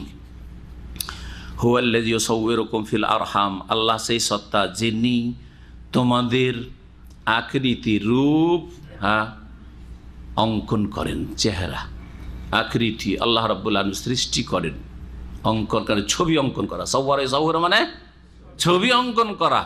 মাতৃগর্ভে যখন গর্ভধারণ করে শিশু, গর্ভধারণ করে প্রথম, জি, প্রথম স্তর হচ্ছে নুতফা, শুক্র, তারপরে হ্যাঁ আলাকা, জমাট বাঁধা রক্ত, তারপরে মজগা, গোস্তপিণ্ড। আর এই গোস্তপিণ্ডে তখন কি করা হয়, 40 দিন 43 গেলে 120 দিন হলে কি হয়ে যায়, তখন তাতে ছবি অঙ্কন করা হয়, অঙ্কন করা হয়েছে, এটা হ্যাঁ রূপ দেওয়া হয়েছে। কাউকে আল্লাহ সুন্দর করেন, কাউকে কুশরি করেন, কাউকে সুশ্রী করেন, কাউকে খাটো করেন, কাউকে লম্বা করেন, কাউকে সাদা করেন, কাউকে কালো করেন। জি হ্যাঁ, আল্লাহ পাক রব্বুল যাকে যেমন ইচ্ছা, কাউকে সুস্থ করেন, কাউকে অসুস্থ করেন। হ্যাঁ, কেউ সুস্থ সুন্দর গঠন নিয়ে পৃথিবীতে ভূমিষ্ঠ হয়, কেউ বিকলাঙ্গ হয়ে জি ভূমিষ্ঠ হয়। এই সমস্ত কিছু কে করেন, একমাত্র আল্লাহ রাব্বুল আলামিন। কাইফা ইয়াশা, যেমনভাবে আল্লাহ রাব্বুল চান, ফিল আরহামে, মাতৃগর্ভে, রাহিমের বহুবচন হচ্ছে আরহাম, জি, জরায়ুকে বলা হয়। লা ইলাহা ইল্লা হুয়া, সুতরাং তিনি ছাড়া কোনো সত্য উপাস্য নেই। আল আজিজুল হাকিম, তিনি হচ্ছেন মহাপরাক্রান্ত, বিজ্ঞানময় বা প্রজ্ঞাবান। তার প্রত্যেকটি কাজে, সৃষ্টিগত কাজে, বিধানগত বিষয়ে, শরীয়তের বিষয়ে কি রয়েছে, হেকমা রয়েছে, রহস্য। আল্লাহ রাব্বুল আলামিন এখানে একটা জিনিস লক্ষ্য করবেন, তৌহিদের কথা আমরা বুঝাই, কারণ তাফসির আমাদের দেশে অনেকে করে, কিন্তু তাফসিরে তৌহিদ বুঝাই দেন। দেখেন, তৌহিদের রুবুবিয়াত কাকে বলা হয়, আল্লাহর কাজে। কে বলল আল্লাহর কাজে? আল্লাহর কাজে আল্লাহর একত্ব প্রতিষ্ঠা করা। তাহলে দেখেন আল্লাহর কাজগুলি আল্লাহ বলছেন, আল্লাহর কাজ হচ্ছে কিতাব নাজিল করা, তাই না? আল্লাহর কাজ হচ্ছে কি, আরো সৃষ্টি করা। আল্লাহ পাক রব্বুল আলামিনের কাজ হচ্ছে ইউসাউwiruকুম ফিল আরহাম, মাতৃগর্ভে নকশা তৈরি করা, কেমন রূপ চেহারা হবে, এসব আল্লাহ রাব্বুলের কাজ। যেই আল্লাহ তার কাজে এক বলা হলো না, হলো না, তাহলে তৌহিদের রুবুবিয়াতের শিক্ষা দেওয়া হলো। কারণ বিদাতীরা বলে যে কোরআনে কোথায় আছে তৌহিদের এই সব প্রকরণ, তৌহিদুর রুবুবিয়াত কোথায় আছে, তৌহিদুল আসমা সিফাত কোথায় আছে, আর তৌহিদুল ইবাদা, তৌহিদুল উলুহিয়া কোথায় আছে। বেদাতীরা বলে, এই বেদাতি মোল্লারা যে তৌহিদ সম্পর্কে একেবারে জিরো, কিছু জানে না, বেচারারা অধম, সেই জন্য এইসব কথা বলে। আমি এইখানে এই কয়েকটা আয়াতে 3 রকম তৌহিদ দেখাচ্ছি।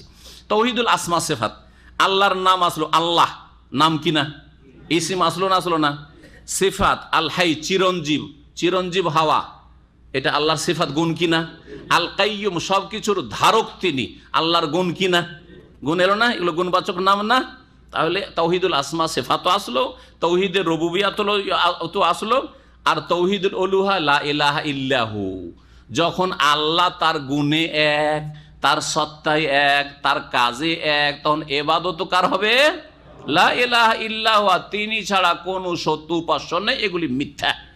আল্লাহ ছাড়া অন্যের পূজা, উপাসনা, সেজদা করা, রুকু করা আর দোয়া করা, আল্লাহ ছাড়া অন্যের কাছে প্রার্থনা করা, ইয়া গাউস বলা, ইয়া খাজা বলা, এগুলো হচ্ছে মিথ্যা ধর্ম। আশা করি বুঝে গেছেন। সূরা আলে ইমরানের শুরুতে তাহলে তৌহিদের 3 কিসিম, 3 প্রকারের তৌহিদ পেয়ে গেলেন এখানে।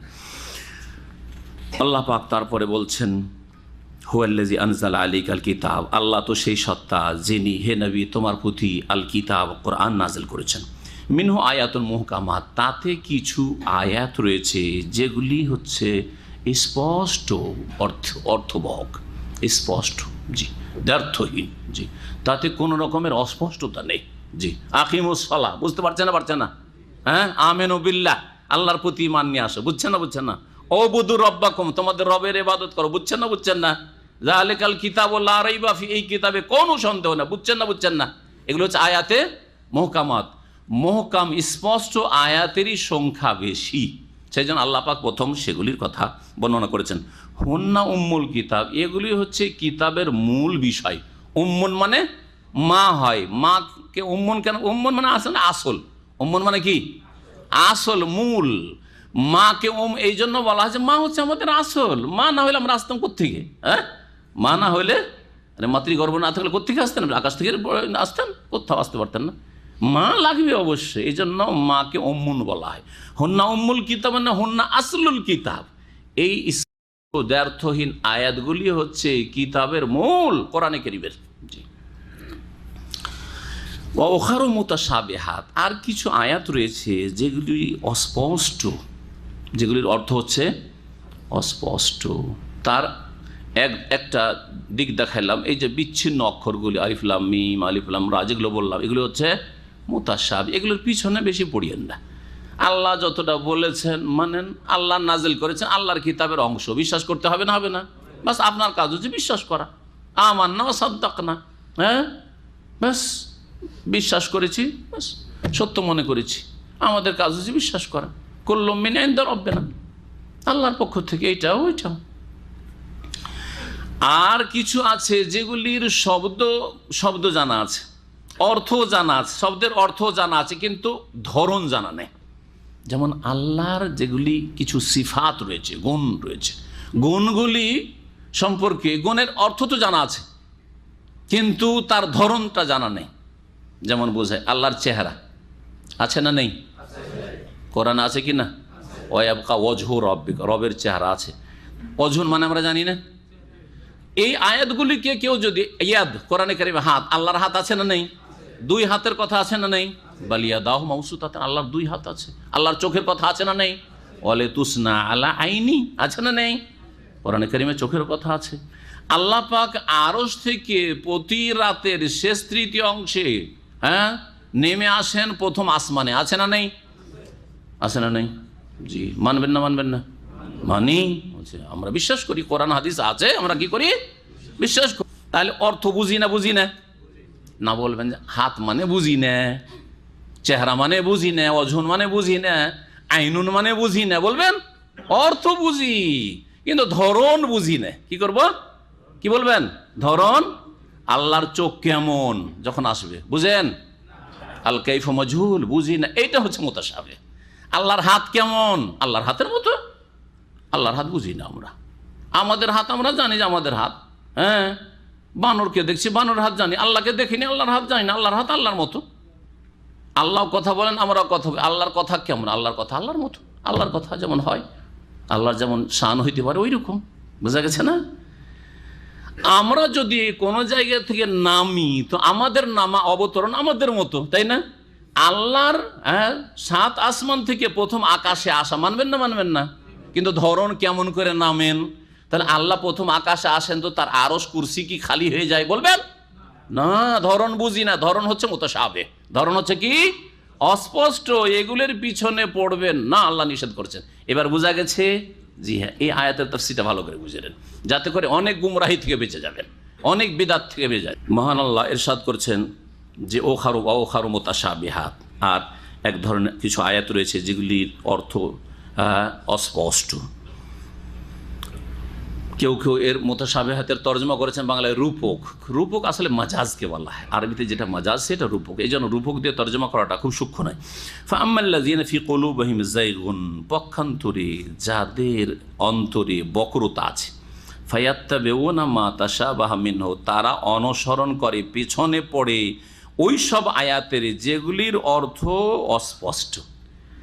স্পষ্ট আয়াতের উপর আমল নেই, যেগুলি স্পষ্ট উদাহরণ দিলাম। নামাজ এখন ঠিক নাই, আল্লাহ আকাশে নেমে আসেন কেমন করে? এটা আবার কেমন হয়? হ্যাঁ, আল্লাহ রাব্বুল আলামিন হাত আছে, এটা একটু কেমন কথা হইল? হ্যাঁ, আল্লাহর চোখ আছে, কেমন কথা হইল? আল্লাহর চেহারা আছে, তো নাক আছে কি না? আরে যেটা আছে ওইটা বিশ্বাস করেন বলেছেন আল্লাহ, আর যেটা বলেননি আল্লাহ চুপ, আপনিও চুপ করেন। বোঝা গেছে না? সহজ, আপনার ইমানের জন্য, হেফাজতের জন্য। আপনার কে বলেছে যে আপনি কল্পনা জল্পনা আরও কিছু করেন? যাদের অন্তর বাঁকা তাদের স্বভাব দেখেন, ফায়াত্তাবিউনা মা তাশাবাহা মিনহু, তারা পেছনে পড়ে ওই সব আয়াতের যেগুলির অর্থ অস্পষ্ট। কি উদ্দেশ্য? উদ্দেশ্য দুটো থাকে। একটা হচ্ছে ইবতিগাল ফিতনাতি, বিশৃঙ্খলা সৃষ্টি করার জন্য। ফিতনা সৃষ্টির উদ্দেশ্যে নিজে ফিতনায় পড়ে। সবচেয়ে বড় ফিতনা হচ্ছে ইমানের ফিতনা, সুন্নতের অনুসারী না হয়ে বেদাতি হয়ে যাওয়া, হ্যাঁ, কোরআন সুন্নাহর আসমা সিফাতে অনুসারী না হয়ে মুতাজিলা হয়ে যাওয়া, হ্যাঁ, তারপরে জাহমিয়া হয়ে যাওয়া, আশআরি হয়ে যাওয়া, মাতুরিদি হয়ে যাওয়া। বলছে আকীদাতে আমরা মাতুরিদি, আর মযহাবে আমরা হানাফি, আর সলুকে আমরা, তাসাউফে আমরা হচ্ছি মুজাদ্দিদি, বা আমরা কাদেরি, চিশতিয়া, সাবেরিয়া। এগুলি হচ্ছে ছিন্ন ভিন্ন হয়ে যাওয়া, ফাররাকু দীনাহুম। আর আমরা কোরআন সুন্নাহর অনুসারী, আকীদাতেও কোরআন হাদিসের অনুসারী, ফিকহেতেও কোরআন সুন্নাহর অনুসারী, আর তাজকিয়া নফস, আত্মার পরিশুদ্ধির ক্ষেত্রেও কোরআন হাদিসের অনুসারী, জীবনের প্রতিটি ক্ষেত্রে ওয়াহির অনুসারী। কত সুন্দর কথা না? বুঝে আসে না? বুঝছেন কথা কিনা? সহজ রাস্তা বাদ দিয়ে বাঁকা রাস্তায় কারা যায়? যাদের অন্তরে বক্রতা আছে, ফি কুলুবিহিম যায়গুন। জি, অন্তর বাঁকা, যার ফলে আকীদায় হানাফি হবে না, বলছে আকীদাতে আমি মাতুরিদি। আকীদাতে শাফি হবে না, বলছে আকীদাতে আমি আশারি। হ্যাঁ, ফিকহাতে মালিকি, আর আকীদাতে আমি আশারি। কেন এরকম? কেন? সব কিছুতে আপনি মুহাম্মদী হয়ে যান, রাসূলুল্লাহ সাল্লাল্লাহু আলাইহি ওয়াসাল্লাম অনুসারী হয়ে যান। আল্লাহ রাব্বুল আলামিন বলছেন যে উদ্দেশ্য তাদের ফিতনা করা, নিজে ফিতনায় পড়া, অন্যদের বহু লোককে গুমরাহ করবে এইভাবে। বিভিন্ন ফিরকা এইভাবে তৈরি হয়ে গুমরাহ হয়ে গেছে আসমা সিফাতের নামে, আর বিভিন্ন বিষয়গুলি নিয়ে মুতাশাবিহাতের পিছনে পড়ে। ওয়াবতিগা তা'ওয়িলিহি, আর আরেকটা তাদের উদ্দেশ্য অস্পষ্ট আয়াতগুলির পিছনে পড়ার, তার তাফসীর, ব্যাখ্যা তলাশ করা। এর ব্যাখ্যা কি হতে পারে? আলিফ লাম মিমের ব্যাখ্যা তলাশ করতে গিয়ে কি থেকে কি বলে ফেললো, শর্ট ফর্ম। দেখেন না, হ্যাঁ, গুমরা হইল না? হইল না? কে বলতে বলেছে যে এগুলো শর্ট ফর্ম? এই তো কোথায় পেলে তুমি এগুলো? এইরকমই আল্লাহ রাব্বুল আলামিনের গুণগুলি, যেগুলির দিকে ইঙ্গিত করলাম একটু আগে, সেগুলি সম্পর্কে এগুলির তাফসীর ধরনগুলি আপনাকে জানতে হবে।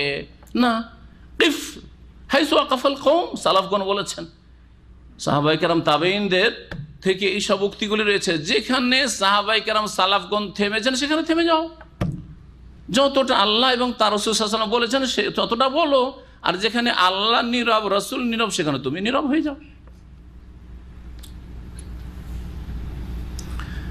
ওমা ইয়ালামু তা'ওয়িলাহু ইল্লাল্লাহ, অথচ তার সঠিক ব্যাখ্যা আল্লাহ ছাড়া কেউ জানে না।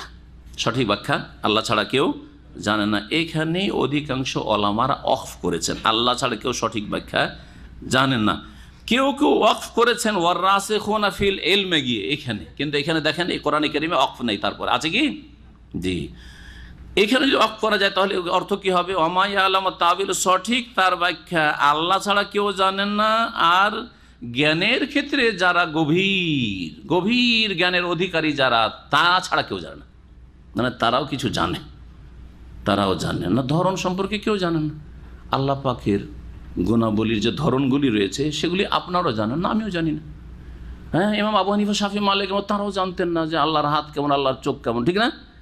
তাহলে ওয়ারাসিখুনা ফিল ইলমে এগুলোর ক্ষেত্রে ওয়াকফ করা যাবে না, ইল্লাল্লাহতে ওয়াকফ করতে হবে।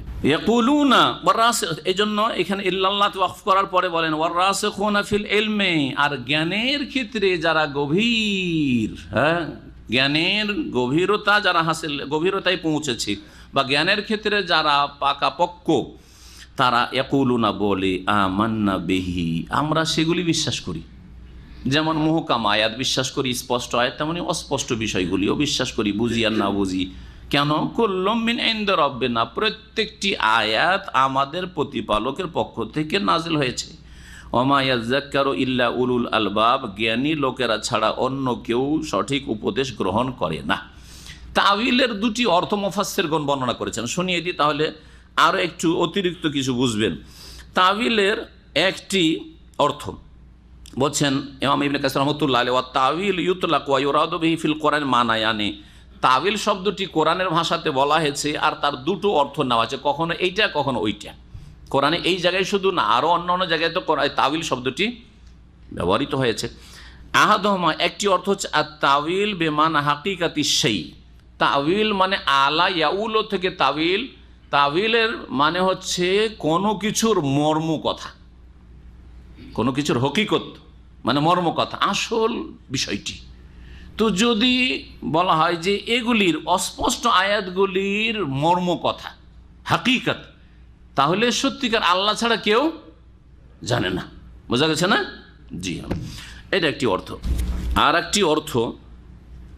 একটি অর্থ বলছেন যে ওয়াম্মা ইন ওরিয়াদা বিত তাবিল আলমান আল আখার, দ্বিতীয় আর একটি অর্থ যদি না হয় তাবিলের অর্থ, সেটা হচ্ছে ওয়াহুয়া তাফসির ওয়াল বায়ান ওয়া তাবির আনিস শাইয়্যি, কোনো কিছুর তাফসির ব্যাখ্যা করা, কোনো কিছু বর্ণনা করা, কোনো কিছুকে ব্যক্ত করা। যেমন নাব্বে নাবে তাউইলহি, ইউসুফ আলাইহিস সালামকে বলেছেন নাব্বে নাবে তাউইল, এই স্বপ্নের বিবরণটা বলে দেন। তাহলে স্বপ্নের বিবরণ ইউসুফ আলাইহিস সালাম জানতেন না, তাই বলে তো তাকে জিজ্ঞেস করা হয়েছে। যদি এই দ্বিতীয় অর্থ নেওয়া হয় তাহলে ওয়ার রাসিখুনা ফিল ইলমে অফ করা যাবে যে এগুলির তাফসির, আল্লাহর হাত মানে তাফসির, হাতের অর্থ বুঝেন না, এটা হলো তাফসির। হ্যাঁ, তারপরে চেহারার অর্থ বুঝেন না, বুঝেন তাফসির, আয়াতগুলির অর্থ বুঝেন, তাফসির বুঝেন। এটা যদি না হয় যে বিষয়গুলি, তারপর গাইবিয়াত, অদৃশ্য, জান্নাত জাহান্নাম, শুধু আল্লাহ পাকের গুণে সীমিত না রেখে আরেকটু বেশি ব্যাপক করি, যাতে করে আপনাদের বুঝার দিগন্তটা আরও প্রশস্ত হয়। যে সেটা হচ্ছে জান্নাত জাহান্নাম। জান্নাত জাহান্নাম বিশ্বাস করি না, কোরআনে কারিমে আছে, কিন্তু জান্নাত জাহান্নাম কেমন, তার ধরন, হ্যাঁ, নিয়ামত, এক এক নিয়ামতের ধরন, এগুলি অস্পষ্ট কিনা? এগুলি হচ্ছে অস্পষ্ট। তো জান্নাত জাহান্নামের কি তফসির করতে পারবো না, ব্যাখ্যা করতে পারবো না? তাহলে এই অর্থে যারা জ্ঞানের গভীরতায় পৌঁছেছে তারা এগুলির ব্যাখ্যা করবে, কিন্তু মর্ম কথা হাকিকত আল্লাহ ছাড়া কেউ জানে না। প্রথম অর্থ নিলে আল্লাহ ছাড়া কেউ জানে না। এই জন্য ওয়াকফের ক্ষেত্রে কেরাতের আলেমদের ইখতিলাফ হয়েছে। ইয়াকুলুনা আমান্না বিকুল্লু মিন ইনদি রাব্বিনা ওয়া মা ইয়াযাক্কারু ইল্লা উলুল আলবাব। যারা সৎকর্মশীল, যাদের অন্তর সোজা, তারা এই দোয়া করে, রব্বানা লা তুযিগ কুলুবানা বা'দা ইয হাদাইতানা। এটা মুমিনদের দোয়া। আল্লাহ যখন সহি আকীদা দিয়েছেন, মুসলিম করেছেন, কাফের ঘরে জন্মেননি, সবসময় আল্লাহর কাছে দোয়া করেন। হ্যাঁ, যে রব্বানা, হে আমাদের প্রতিপালক, লা তুযিগ কুলুবানা, আমাদের হৃদয়কে বাঁকা করে দিও না, বা'দা ইয হাদাইতানা, আমাদের হেদায়েতের পরে, ওয়াহাব লানা মিন লাদুনকা রাহমা, আর আমাদেরকে তুমি দান করো তোমার পক্ষ থেকে অনুগ্রহ, দয়া, ইন্নাকা আনতাল ওয়াহাব, নিশ্চয় তুমি মহান দাতা। ওয়াহাব মানে মহান দাতা। রব্বানা, আল্লাহ যখন মহান দাতা, তাহলে আর কাউকে কি দাতা বলা যাবে? তাহলে দাতা দরবার কি করে আছে? দাতা দরবার আছে, মাজারকে দাতা দরবার, শিরকি কথা না? জি। গরিব নওয়াজ, গরিবের দাতা, শিরকি কথা। গৌসুল আজম, মহান উদ্ধারকারী, বড় শিরক, সবগুলি বড় শিরকিগুলো। চিন্তা করেছেন? গৌসুল আজম মসজিদ, গরিব নওয়াজ মসজিদ, হ্যাঁ, দাতা, হ্যাঁ, মসজিদ ইত্যাদি, সুবহানাল্লাহ, এগুলি আল্লাহর গুণ। রব্বানা, হে আমাদের প্রতিপালক, ইন্নাকা জামিউন নাস, নিশ্চয় তুমি সমস্ত মানুষকে সমবেত করবে, লিয়াউমিন, এমন এক দিবসে, লা রাইবা ফি, যাতে কোনো সন্দেহ নেই, কিয়ামত ঘটায় বা কিয়ামত হওয়ায় কোনো সন্দেহ নেই। ইন্নাল্লাহ লা ইউখলিফুল মিয়াদ, নিশ্চয় আল্লাহ রাব্বুল আলামিন অনের ওয়াদায় কোনো রকমের বরখেলাফ হয় না। আল্লাহ রাব্বুল আলামিনের প্রতিশ্রুতিতে কোনো রকমের কম বেশি হয় না। যা কিছু আল্লাহ বলেছেন অবশ্যই ঘটবে। ইন্নাল্লাযীনা কাফারু, নিশ্চয় যারা কুফরি করেছে, লান তাগুনি আনহুম আমওয়ালুহুম ওয়ালা আওলাদুহুম মিনাল্লাহি শাইআ, তাদের ধন সম্পদ এবং তাদের সন্তান সন্ততি আল্লাহর কবল থেকে কোনো কিছুতেই রক্ষা করতে পারবে না, কোনো বিষয়ে কাজে আসবে না। তাদের না ধন সম্পদ কাজে আসবে, না তাদের ছেলেমেয়েরা কাজে আসবে, যদি কুফরের অবস্থায় মারা যায়।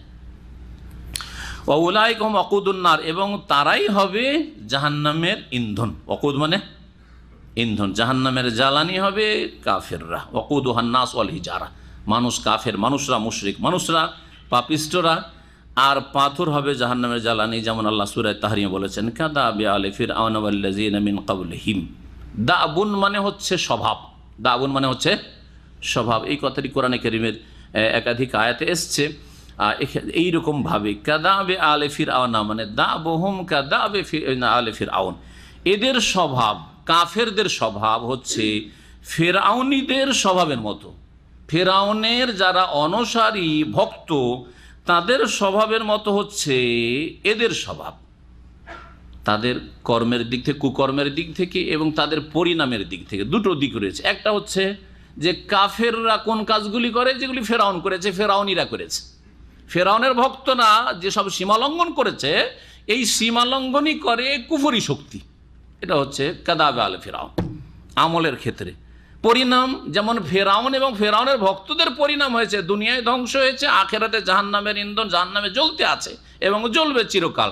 ঠিক তেমনি কাফেররাও চিরকাল দুনিয়ার আযাব গজব তাদের জন্য, শেষ অবস্থা তাদের ভালো না।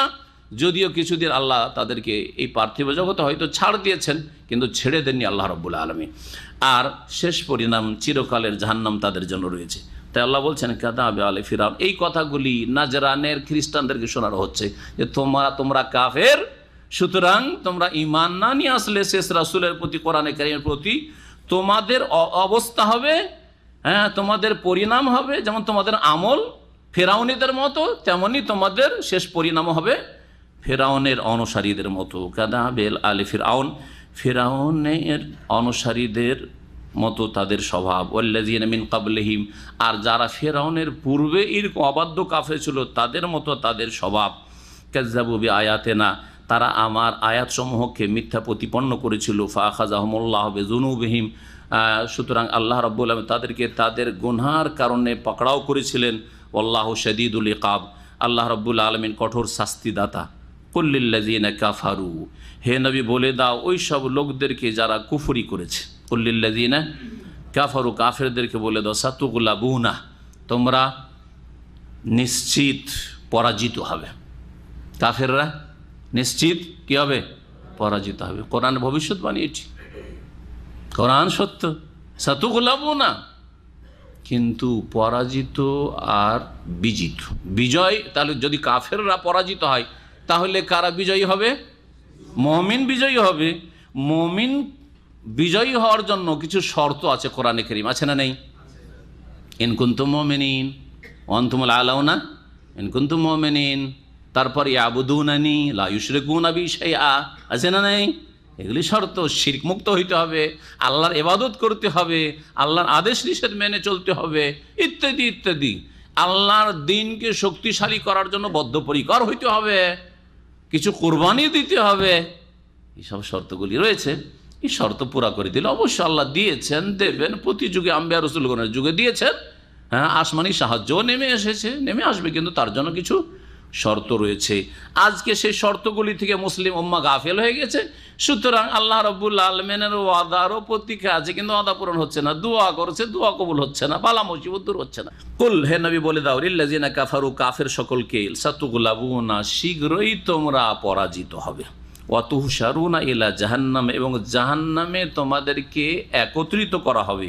ওয়া বিসাল মিহাদ, আর জাহান্নাম হচ্ছে সবচাইতে নিকৃষ্ট শয়নস্থল। মেহাদ হচ্ছে শয়নস্থল। মাহাদ বাচ্চার দোলনাকে বলা হয়, বা কোলে কোলে যে শুয়ে থাকে। তো জাহান্নাম তাদের শয়নস্থল, বড়ই জঘন্য শয়নস্থল, যেখানে তাদেরকে জ্বালানো হবে। এই আয়াতে ভবিষ্যৎবাণী করা হয়েছে। মদিনায় আহলে কিতাব ইহুদিরা ছিল, 3টি গোত্র ছিল। একটি গোত্র বনু কাইনুকা, আর একটি হচ্ছে বনু নাজির। এদেরকে তাদের বদমাইশির কারণে, কুফরি তো ছিলই, তারপরে রাসূলুল্লাহ তাদের সাথে সন্ধি করেছিলেন, কিন্তু তাদের বিশ্বাসঘাতকতা, তাদের গাদ্দারি আর ভিতর ষড়যন্ত্রের কারণে তাদেরকে সেখান থেকে খাইবারে তাড়িয়ে দেওয়া হয়। আর বানু কুরাইজা, তাদের অপরাধ আরও চরম পর্যায়ে পৌঁছে গিয়েছিল। সূরা আহজাবে তাদের কথা বর্ণনা করা হয়েছে। সুতরাং তাদের শাস্তিও কঠোর ছিল।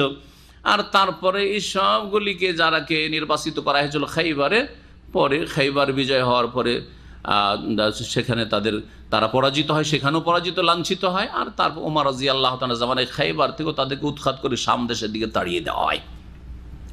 এই নাজরানের খ্রিস্টানদেরকে এই কথাই শোনানো হয়েছে যে শীঘ্রই তোমাদের অবস্থা ওই রকমই হবে, তোমাদের অবস্থাও ওই রকমই হবে, এবং শেষ পরিণাম মরণের পরে জাহান্নামে তোমাদেরকে একত্রিত করা হবে। কাদ কানা লাকুম আয়াতুন ফি ফিআতাইন, শোনানো হচ্ছে এই খ্রিস্টানদেরকে বিশেষভাবে খ্রিস্টানদেরকে এই জন্য বলছি যে তাদের ক্ষেত্রে আয়াতগুলি নাজল হয়েছে, আর না হলে আয়াত কিন্তু সবার জন্য ব্যাপক, তাই না?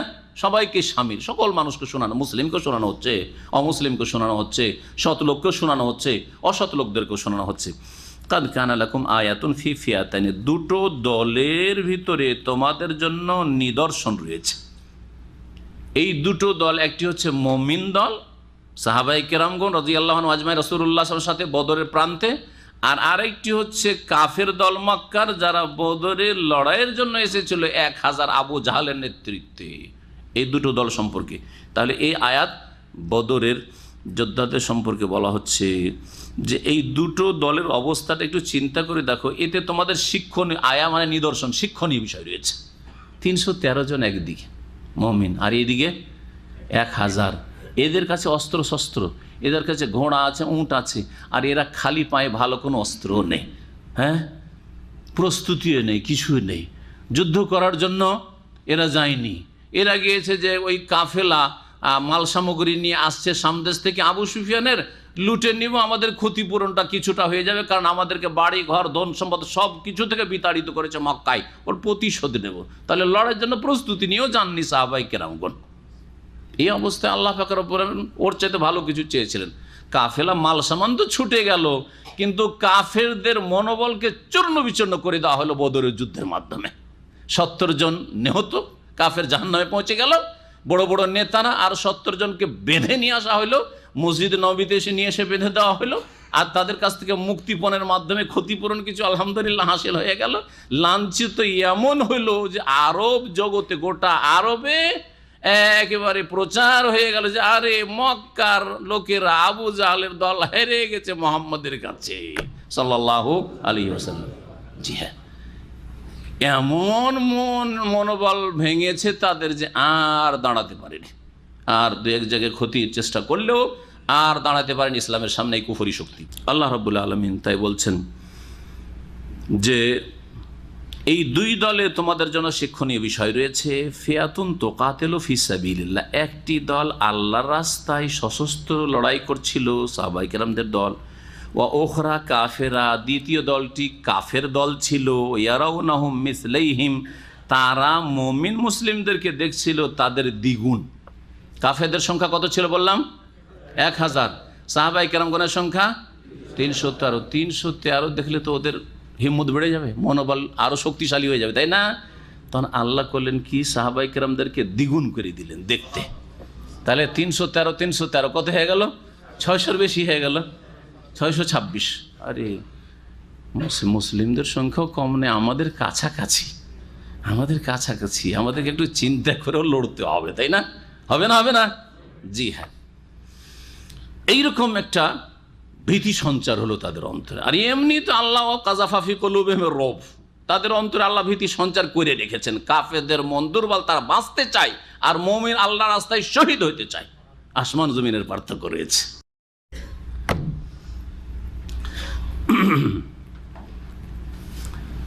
ইয়ারাউনাহুম মিসলাইহিম, কাফেররা মুসলিমদেরকে দেখছিল মিসলিম তাদের দ্বিগুণ। রায়াল আইন, সচক্ষে, হ্যাঁ, চোখে মনে হচ্ছিল যে এরা দ্বিগুণ রয়েছে।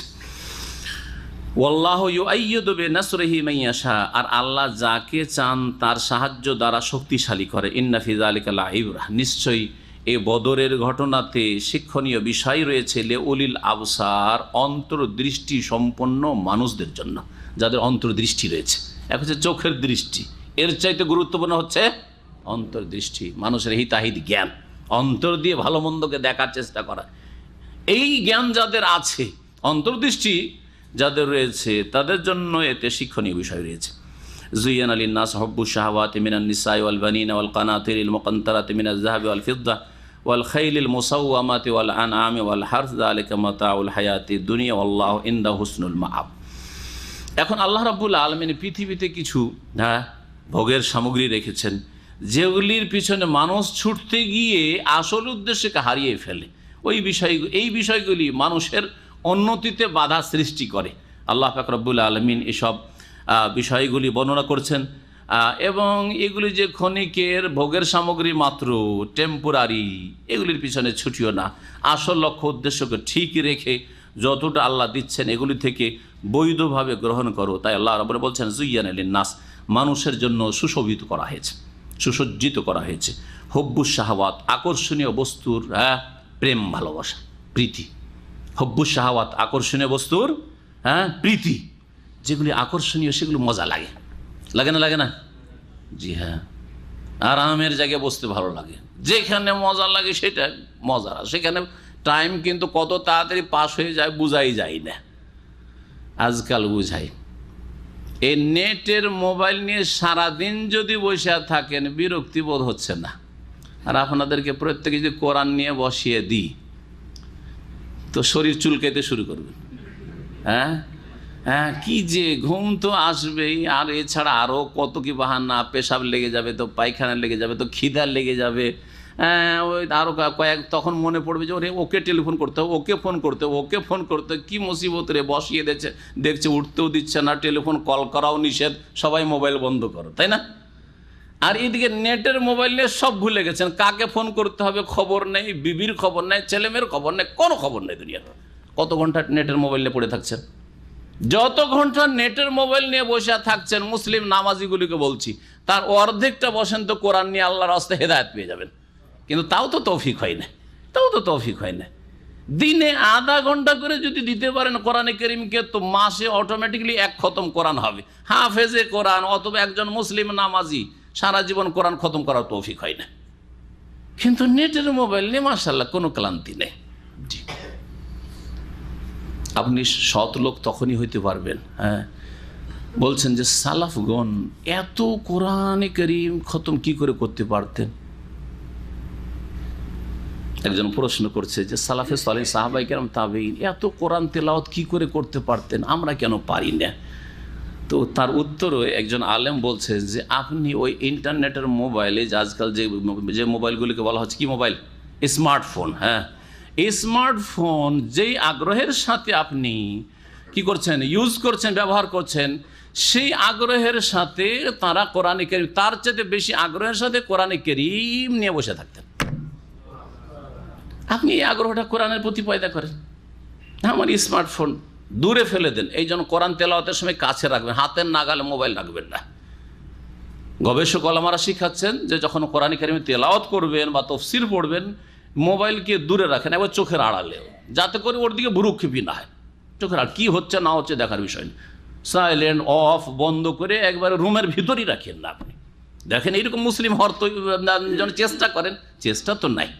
সৎ চেষ্টা না থাকলে আমাকে না হয় লুকিয়ে রাখবেন, আল্লাহ তো অন্তর্যামী, আল্লাহ তো অন্তর জানতে পারছেন যে আপনার তো কোরআনের প্রতি ভক্তি নেই, ভক্তি তো আপনার স্মার্টফোনের ওপর।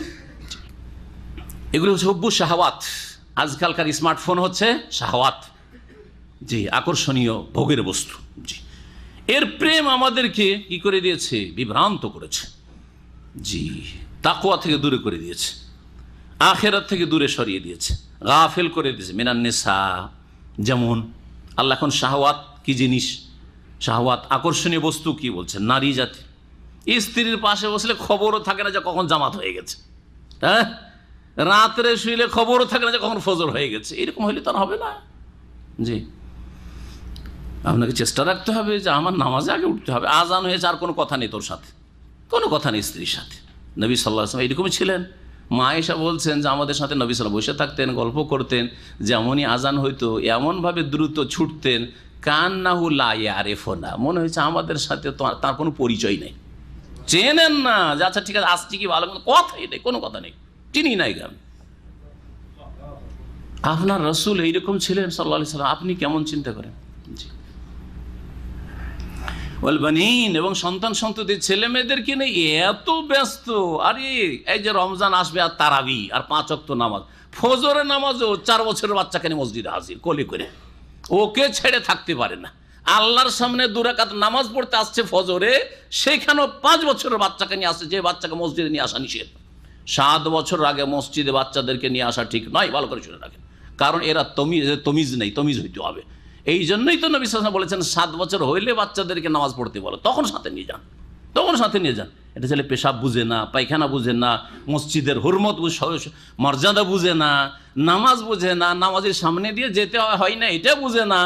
আর আপনি এত আদর, মাশাআল্লাহ, রাসূলুল্লাহর চাইতে বেশি আদর করেন সাল্লাল্লাহু আলাইহি সাল্লাম। আর এদের কাছে এদের আবার এক শ্রেণী মোল্লারা আছে, তারা বলে যে নবী সাল্লাল্লাহু আলাইহি সাল্লামের পিঠে যে হাসান হোসেন চড়তো, আর নবী সাল্লাল্লাহু আলাইহি সাল্লাম যে ওমামাকে কোলে করে নামাজ পড়েছেন, নবী সাল্লাল্লাহু আলাইহি সাল্লাম সাথে করে নিয়ে এসছেন না পাশে ঘর ছিল, কক্ষ থেকে বেরিয়ে চলে এসে বাচ্চাগুলো বেরিয়ে চলে আসে, সেটা আলাদা কথা, আর আপনি সাথে করে নিয়ে যাচ্ছেন। সুতরাং এই নবীর আদর্শকে পেশ করে অপব্যাখ্যা করছেন আর ইসলামের, এরকম খবরদার অপব্যাখ্যা করবেন না। ইন্ডিয়ান, বাংলাদেশি, আরব সবাই এই রোগে ভুগছে। 2 রাকাত নামাজ পড়তে আসে রমজানে, ছোট ছোট বাচ্চাদেরকে নিয়ে আসে, আর নিজের নামাজ তো বরবাদ করে, নামাজও তার মনোযোগী না, খুশু নেই, অন্যের নামাজকেও বরবাদ করে। 7 বছরের নিচে বাচ্চাদেরকে মসজিদে নিয়ে আসা এইরকম ঠিক নয়, সুন্নতের খেলাফ কাজ এবং গুনহার কাজ, আর অনেক নামাজির ক্ষয়ক্ষতি করছেন, যেগুলির হিসাব কিয়ামতে দিতে হবে। আল্লাহ রাব্বুল আলামিন বলছেন ওয়াল বানিন, আকর্ষণীয় করা হয়েছে ছেলে মেয়েদেরকে, বিশেষ করে ছেলে সন্তানকে। ছেলে সন্তান হইলে কত যে খুশি, মেয়ে সন্তান হলে মুখ কালা। ওয়াল কানাতিরিল মুকান্তারাতি মিনাজ যাহাবি ওয়াল ফিজ্জা, আর স্তূপকৃত স্বর্ণ এবং রৌপ্য, স্বর্ণ আর চাঁদি, এগুলিকে সুশোভিত করা হয়েছে, বড়ই আকর্ষণীয়, খুব মজা লাগে। টাকা, রিয়াল আর ডলার খুব মজা লাগে গুনতে। ওয়াল খাইলিল মুসাওয়ামা, আর চিহ্নিত অসরাজি, এমন ঘোড়া যেই ঘোড়াগুলিকে পোষা হয়েছে সৌন্দর্যের জন্য, অনেক অহংকারের জন্য পোষে বড় বড় নেতারা। আমাদের এলাকায় একজন মন্ত্রী ছিলেন, তার বাড়িতে লাখ লাখ টাকার ঘোড়া, কত টাকার ছিল ঘোড়া, শুধু দেখার জন্য, দূর দূর থেকে লোকেরা দেখতে আস, আর কিচ্ছু না, দেখার জন্য, অহংকারের জন্য না। এই জন্য ঘোড়া পুষতে হবে, ঘোড়া পুষতে হবে আল্লাহর রাস্তায়, আল্লাহর দিনের খেদমতের জন্য, তাহলে ঠিক আছে। অথবা আর কিছু যদি সৎনিয়ত হয়, সেই ঘোড়াও দেখতে কত সুন্দর লাগে, আকর্ষণীয়। ওয়াল আনআম, এবং গবাদি পশু, গরু, ছাগল, বকরি ছাগলের পাল রয়েছে, উটের পাল রয়েছে, কত দেখতে মজা লাগে। ওয়াল হার্স, এবং ক্ষেত খামার, যালিকা মাতাউল হায়াতিদ দুনিয়া, এগুলি সাজসজ্জিত হইলেও, মজা লাগলেও, এগুলি হচ্ছে পার্থিব জগতের অস্থায়ী ভোগের সামগ্রী। মাতা মানে হচ্ছে অস্থায়ী ভোগের সামগ্রী। ওয়াল্লাহু ইনদাহু হুসনুল মাআব, আর আল্লাহর কাছে রয়েছে উত্তম প্রত্যাবর্তন স্থল, আল্লাহর কাছে ফিরে যেতে হবে। যতই অট্টালিকা থাক না কেন, রাজ প্যালেস থাক না কেন, ছেড়ে খালি হাতে চলে যেতে হবে। আর যতই ধন সম্পদ থাক না কেন, খালি পকেটে কাফনের ভিতরে একটা টাকা নিয়ে গিয়েও লাভ নাই কিছু। আছে ছেলেমেয়েরা যাবে, ধন সম্পদ যাবে, স্ত্রী যাবে, কিছুই যাবে না, একা যেতে হবে, সবাইকে যেতে হবে। কুল হে নবী বলে দাও নাব্বিকুম বিখাইরি মিন যালিকুম, এই শব্দ তোমাদের জন্য আকর্ষণীয় করা হয়েছে, কিন্তু এর চাইতেও তোমাদের জন্য যেটা উৎকৃষ্ট সে সম্পর্কে তোমাদেরকে জানিয়ে দেব কি, লিল্লাযিনা তাকাও, বিশেষ করে ওই সব লোকদের জন্য যারা আল্লাহ ভীরু, ইনদা রাব্বিহিম, তাদের রবের নিকটে এই উৎকৃষ্ট নিয়ামত রয়েছে, তা হচ্ছে জান্নাত, বহু বাগান বিশিষ্ট জান্নাত রয়েছে। তাজরি মিন তাহতিল আনহার, যার নিম্ন দেশে নহরসমূহ প্রবাহিত রয়েছে, খালিদিনা ফিহা, সেখানে তারা চিরকাল বসবাস করবে। ও আজওয়াজুম মুতাহহারা, আর সেখানে পবিত্র স্ত্রীরা হবে, যাদেরকে পবিত্র করা হয়েছে হাইজ থেকে, মাসিক থেকে, নেফাস থেকে, থুথু থেকে, কাশ থেকে, পোঁটা থেকে। দুনিয়ার স্ত্রীর কাশ পোঁটা হয়, কখনো কাশে, কখনো থুথু বেরোয়, কখনো শরীর থেকে গন্ধ হয়, বগল থেকে গন্ধ আসে না, মুখ থেকে, দাঁত থেকে গন্ধ আসে, স্বামীর আসে, কারো স্বামীর আসে, কারো স্ত্রীর আসে। তারপরে প্রতি মাসে কয়েকদিন নাপাক থাকে, নোংরা হয়ে থাকে, মাসিক অবস্থায় থাকে। আবার বাচ্চা ভূমিষ্ঠ হওয়ার পরে 30-40 দিন নেফাস অবস্থায় থাকে না। এ সমস্ত দুর্বল দিক থেকে পাক পবিত্র আপনার জান্নাতের যারা সঙ্গিনী হুরে এইন ওয়া রিদওয়ানুম মিনাল্লাহ, আল্লাহর পক্ষ থেকে এর চেয়ে বড় নিয়ামত হচ্ছে আল্লাহর সন্তুষ্টির ঘোষণা। ওহিল্লু আলাইকুম রিদওয়ানি ফালা আসখাতু আলাইকুম বাদাহু আবাদা, তোমাদের জন্য আমার সন্তুষ্টি অবধারিত করে দিচ্ছি, আর কখনো তোমাদের অসন্তুষ্ট নারাজ হব না। আল্লাহ পাককে রেজামন্দি, আল্লাহ যে রাজি হয়ে গেছেন, এই সুসংবাদ সবচেয়ে বড় আনন্দদায়ক হবে আর সবচেয়ে বড় খুশির বিষয় হবে জান্নাতে। আল্লাহ বাসীরুম বিল ইবাদ, আল্লাহ রাব্বুল বান্দাদের সম্পর্কে সবকিছু দ্রষ্টা, আল্লাহ সবকিছু দেখে। আল্লাহর বান্দা, সত্যিকার বান্দা কারা, তাদের গুণ কিছু বর্ণনা করেছেন। আল্লাযীনা ইয়াকুলুন, যারা বলে এই দোয়াগুলি বলে, রব্বানা, হে আমাদের প্রতিপালক। আল্লাহকে তাহলে রব বলে মানে, তারা আল্লাহর সৎ বান্দা।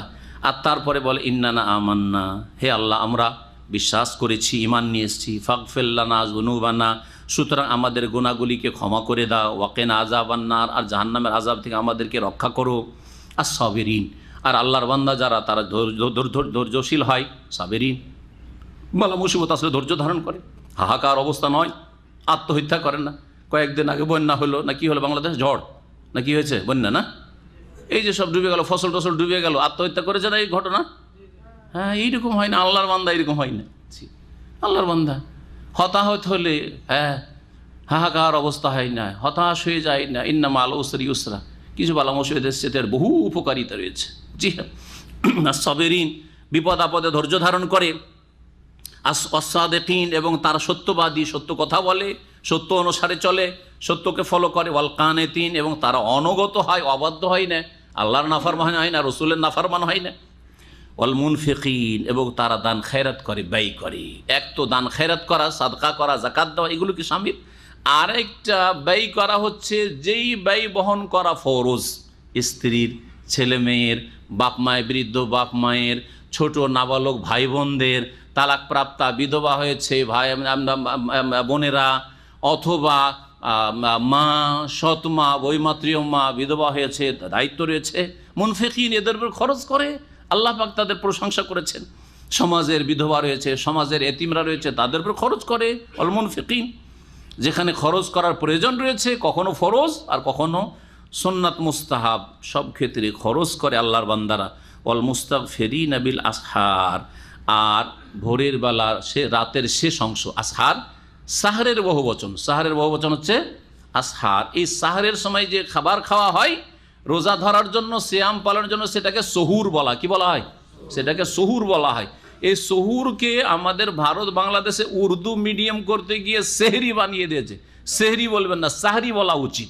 এটা উর্দুর বিকৃতি, কারণ সেহের, সিনে জের দিলে সেহের মানে কি হয়ে যায়, জাদু হয়ে যায়। তো সেহরি মানে জাদুর খাবার নাকি?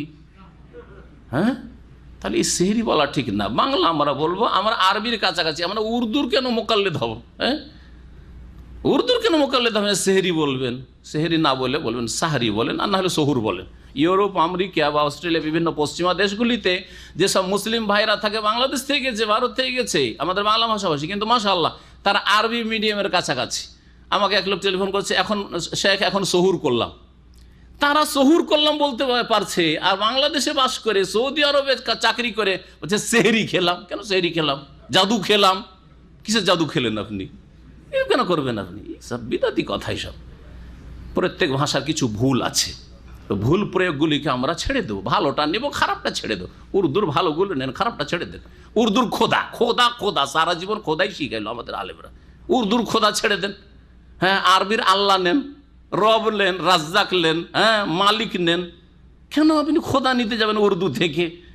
হ্যাঁ, খোদা হাফেজ, খোদা হাফেজ। আরে আল্লাহ হাফেজ বলতে তৌফিক হয় না? কষ্ট লাগে নাকি? সুবহানাল্লাহ।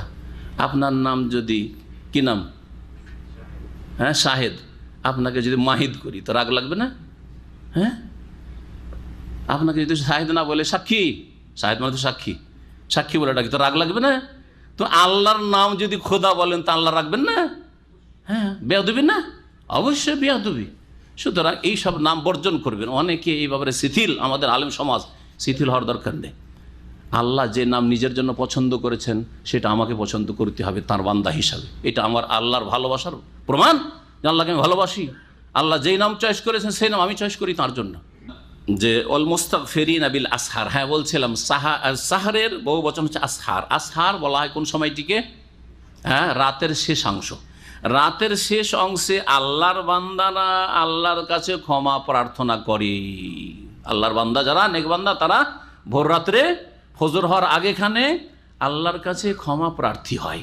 তাহাজ্জুদ পড়ার মাধ্যমে, দোয়া করার মাধ্যমে। পুরো তাহাজ্জুদ না পড়তে পারেন, 2 রাকাতই নামাজ পড়েন, সেজদায় পড়ে আল্লাহর কাছে দোয়া করেন, মাঝে মধ্যে নির্জনে আল্লাহকে ডাকেন। জীবনে কোনোদিন তৌফিক হয় না ভোর রাতে উঠা। হ্যাঁ, দুনিয়ার কাজের জন্য ভোর রাতে হইল কি, রাত 12টায় উঠে চলে যাবেন আপনি, টাকার ইনকাম থাকলে। কিন্তু যখন বলা হচ্ছে আল্লাহর সাথে নির্জনে একটু সম্পর্ক করুন, সারা জীবন একটু আফসোসও হয় না যে আল্লাহর সাথে একটা অ্যাপয়েন্টমেন্ট নেওয়ার চেষ্টা করলাম না।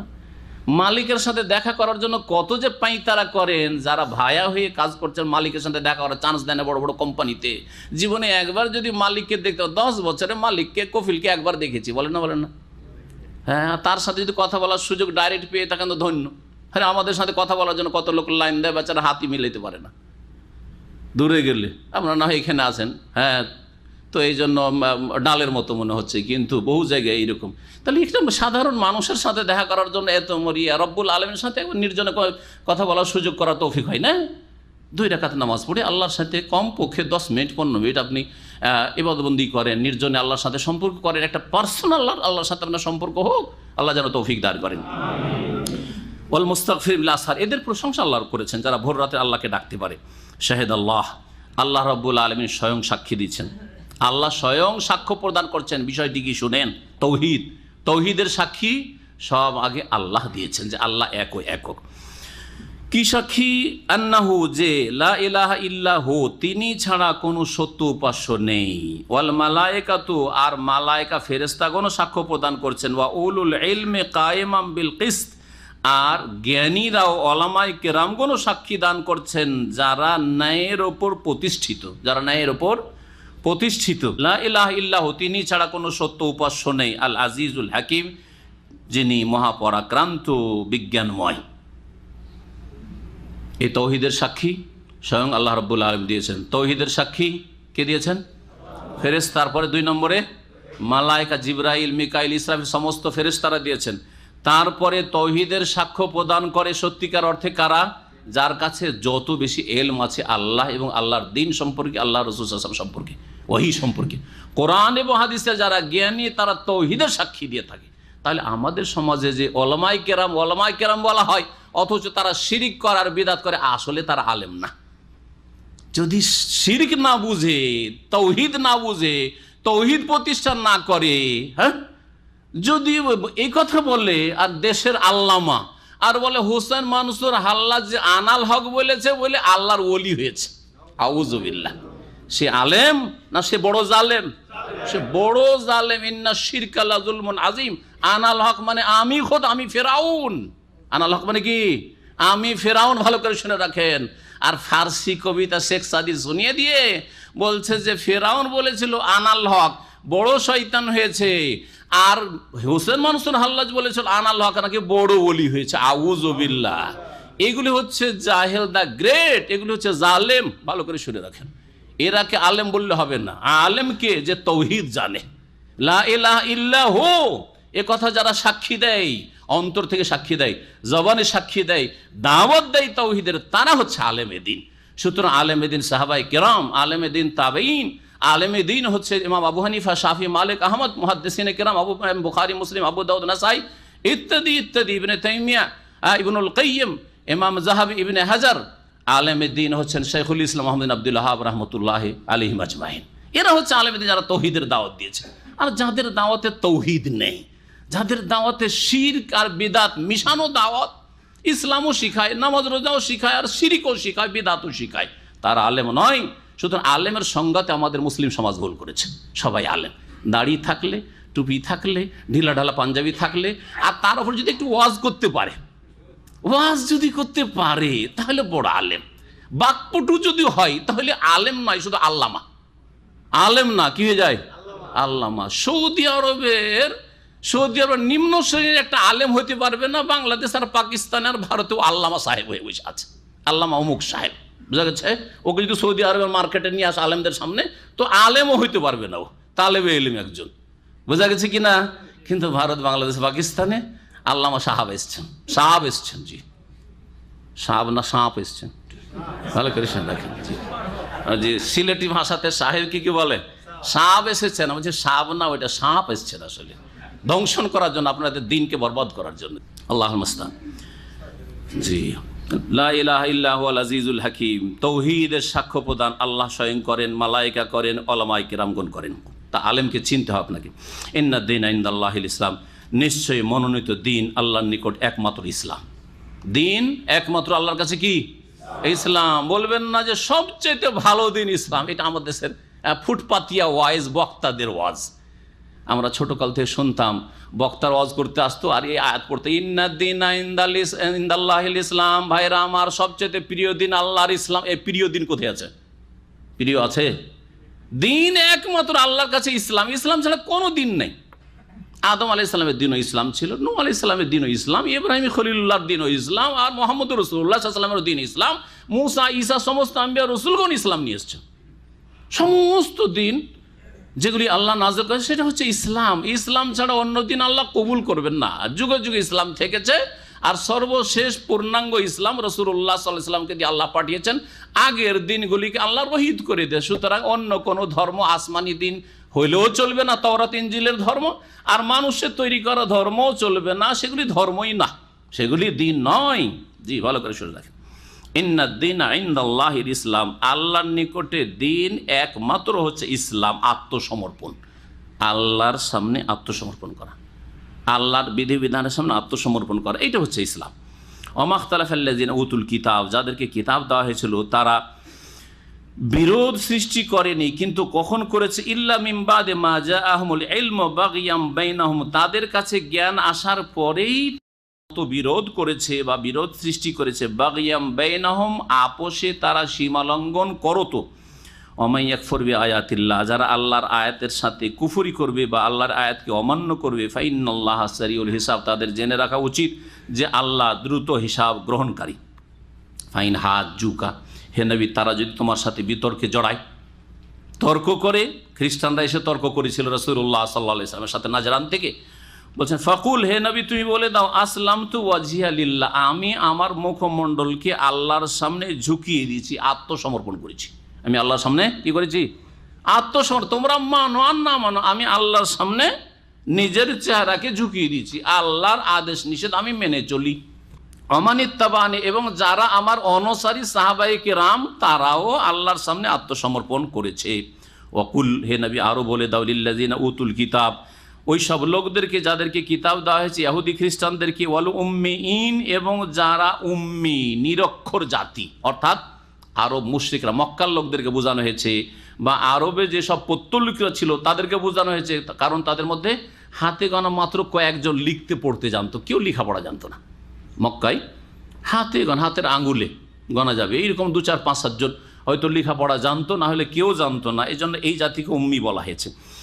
আসলাম, তুমি ওদেরকে বলো যে হে ইহুদি খ্রিস্টান, হে আরব মুশরিকরা, উম্মিরা, তোমরা কি ইসলাম গ্রহণ করবে? তোমরা কি আত্মসমর্পণ করবে? ফাইন আসলামু, অতঃপর যদি তারা ইসলাম গ্রহণ করে, আত্মসমর্পণ করে, ফাকাদ ইহতাদাউ, তাহলে তারা হেদায়েত পেয়ে যাবে। ওয়াইন তাওয়াল্লাউ, আর তারা যদি বিমুখ হয়ে যায়, ফাইন্নামা আলাইকাল বালাগ, তাহলে হে নবী তোমার দায়িত্ব হচ্ছে তাদের কাছে শুধু পৌঁছিয়ে দেওয়া। হ্যাঁ, তাদেরকে কি করা? দাওয়াত দিয়ে দেওয়া, তাদের কাছে সত্য কথা পৌঁছিয়ে দাও, ব্যাস, এটা হচ্ছে তোমার দায়িত্ব। হিসাব নেওয়া আমার কাজ, আল্লাহ পাকের কাজ। ফাইন্নামা আলাইকাল বালাগ আল্লাহু বাসীরুম বিল ইবাদ, আল্লাহ রাব্বুল আলামিন তার বান্দার সম্পর্কে সর্বদ্রষ্টা, সবকিছুই তিনি দেখেন। ইন্নাল্লাযিনা ইয়াকফুরুনা বিআয়াতিল্লাহ, নিশ্চয় যারা আল্লাহর আয়াতসমূহের সাথে কুফরি করেছে, আল্লাহর আয়াতসমূহকে অস্বীকার করেছে, ওয়া ইয়াকতুলুনান নাবিয়্যিনা বিগাইরি হক, আর অন্যায়ভাবে তারা নবীগণকে খুন করেছে, ওয়া ইয়াকতুলুনাল্লাযিনা ইয়া'মুরুনা বিল কিসতি মিনান নাস, আর মানব জাতির মধ্য থেকে যারা ন্যায়পরায়ণতার নির্দেশ দিত, উপদেশ দিত, তাদেরকেও খুন করেছে। এই কাফের জাতি যুগে যুগে নবী রসুলকেও খুন করেছে, আর নবী রসুলদের অনুসারী যারা তাদেরকে ন্যায়ের শিক্ষা দিত, অন্যায় থেকে বিরত রাখতো, ভালো কথা বলতো, মন্দ কথা থেকে বারণ করতো, তাদেরকে খুন করেছে। তাদের দোষ কী ছিল? দোষ কী ছিল? বেঈমানি করেছে, তাদের পকেট থেকে টাকা নিতে চেয়েছে, আজকালকার মতো ধর্ম ব্যবসা করেছে না, তারা ন্যায়ের নির্দেশ দিত, ভালো কথা বলতো, ভালো পরামর্শ দিত, দিনের দাওয়াত দিত, তারপরে তাদেরকে খুন করেছে, মারধর করেছে। আল্লাহ পাক বলছেন যে এর শাস্তি শুনিয়ে দাও তাদেরকে, ফাবাশশিরহুম বিআযাবিন আলীম, সুতরাং তাদেরকে সুসংবাদ দিয়ে দাও যন্ত্রণাদায়ক আযাবের শাস্তির। উলাইকাল্লাযিনা হাবিতাত আমালুহুম, উলাইকাল্লাযিনা হাবিতাত আমালুহুম, এই সব কাফের যারা অবাধ্য হয়েছে এবং আম্বিয়া রসুলগণকে হত্যা করেছে, তাদের শত্রু হয়েছে, আম্বিয়া রসুলদের অনুসারী যারা ন্যায়পরায়ণ ছিল এবং তাদেরকে ভালো কথা বলেছে, তাদেরকে হত্যা করেছে, তাদের আমলগুলি সব নিষ্ফল, ব্যর্থ হয়ে গেছে। দুনিয়ায় কিছু ভালো কাজ করে থাকলেও সেগুলি ব্যর্থ হয়ে যাবে, কারণ তাদের শিরকি জীবন ফিদ দুনিয়া ওয়াল আখিরা, ইহ জগতে আর পরজগতে, ওমা লাহুম মিন নাসিরিন, আর তাদের কোনো সাহায্যকারী নেই। এখানে আজকের তাফসীর শেষ করছি। আল্লাহ পাক রব্বুল আলামিন যেন আমাদেরকে কোরআন কারীমের তাফসীর জানার, বুঝার এবং আমল করার তৌফিক দান করেন। কোরআন কারীমের দিকে দাওয়াত দেওয়ার তৌফিক দান করেন। আল্লাহ আমাদের গুনাহ খাতা যেন মাফ করে দেন। আল্লাহ রাব্বুল আলামিন যেন আমাদেরকে নেক জীবনযাপনের তৌফিক দান করেন। রমজান মাসে আল্লাহ পাক সহি সালামত যেন পৌঁছে দেন, এবং রমজানের পরেও আল্লাহ পাক রব্বুল আমাদেরকে সংশোধনের জীবন গড়ার তৌফিক দান করেন। আল্লাহ পাক রব্বুল আলামিন যেন আমাদের সিয়াম কিয়াম নেক আমলে তৌফিক দান করেন। সাল্লাল্লাহু আলাইহি ওয়া সাল্লাম নবিয়ানা মুহাম্মদ ওয়া আলা আলিহি ওয়া সাহবিহি আজমাইন।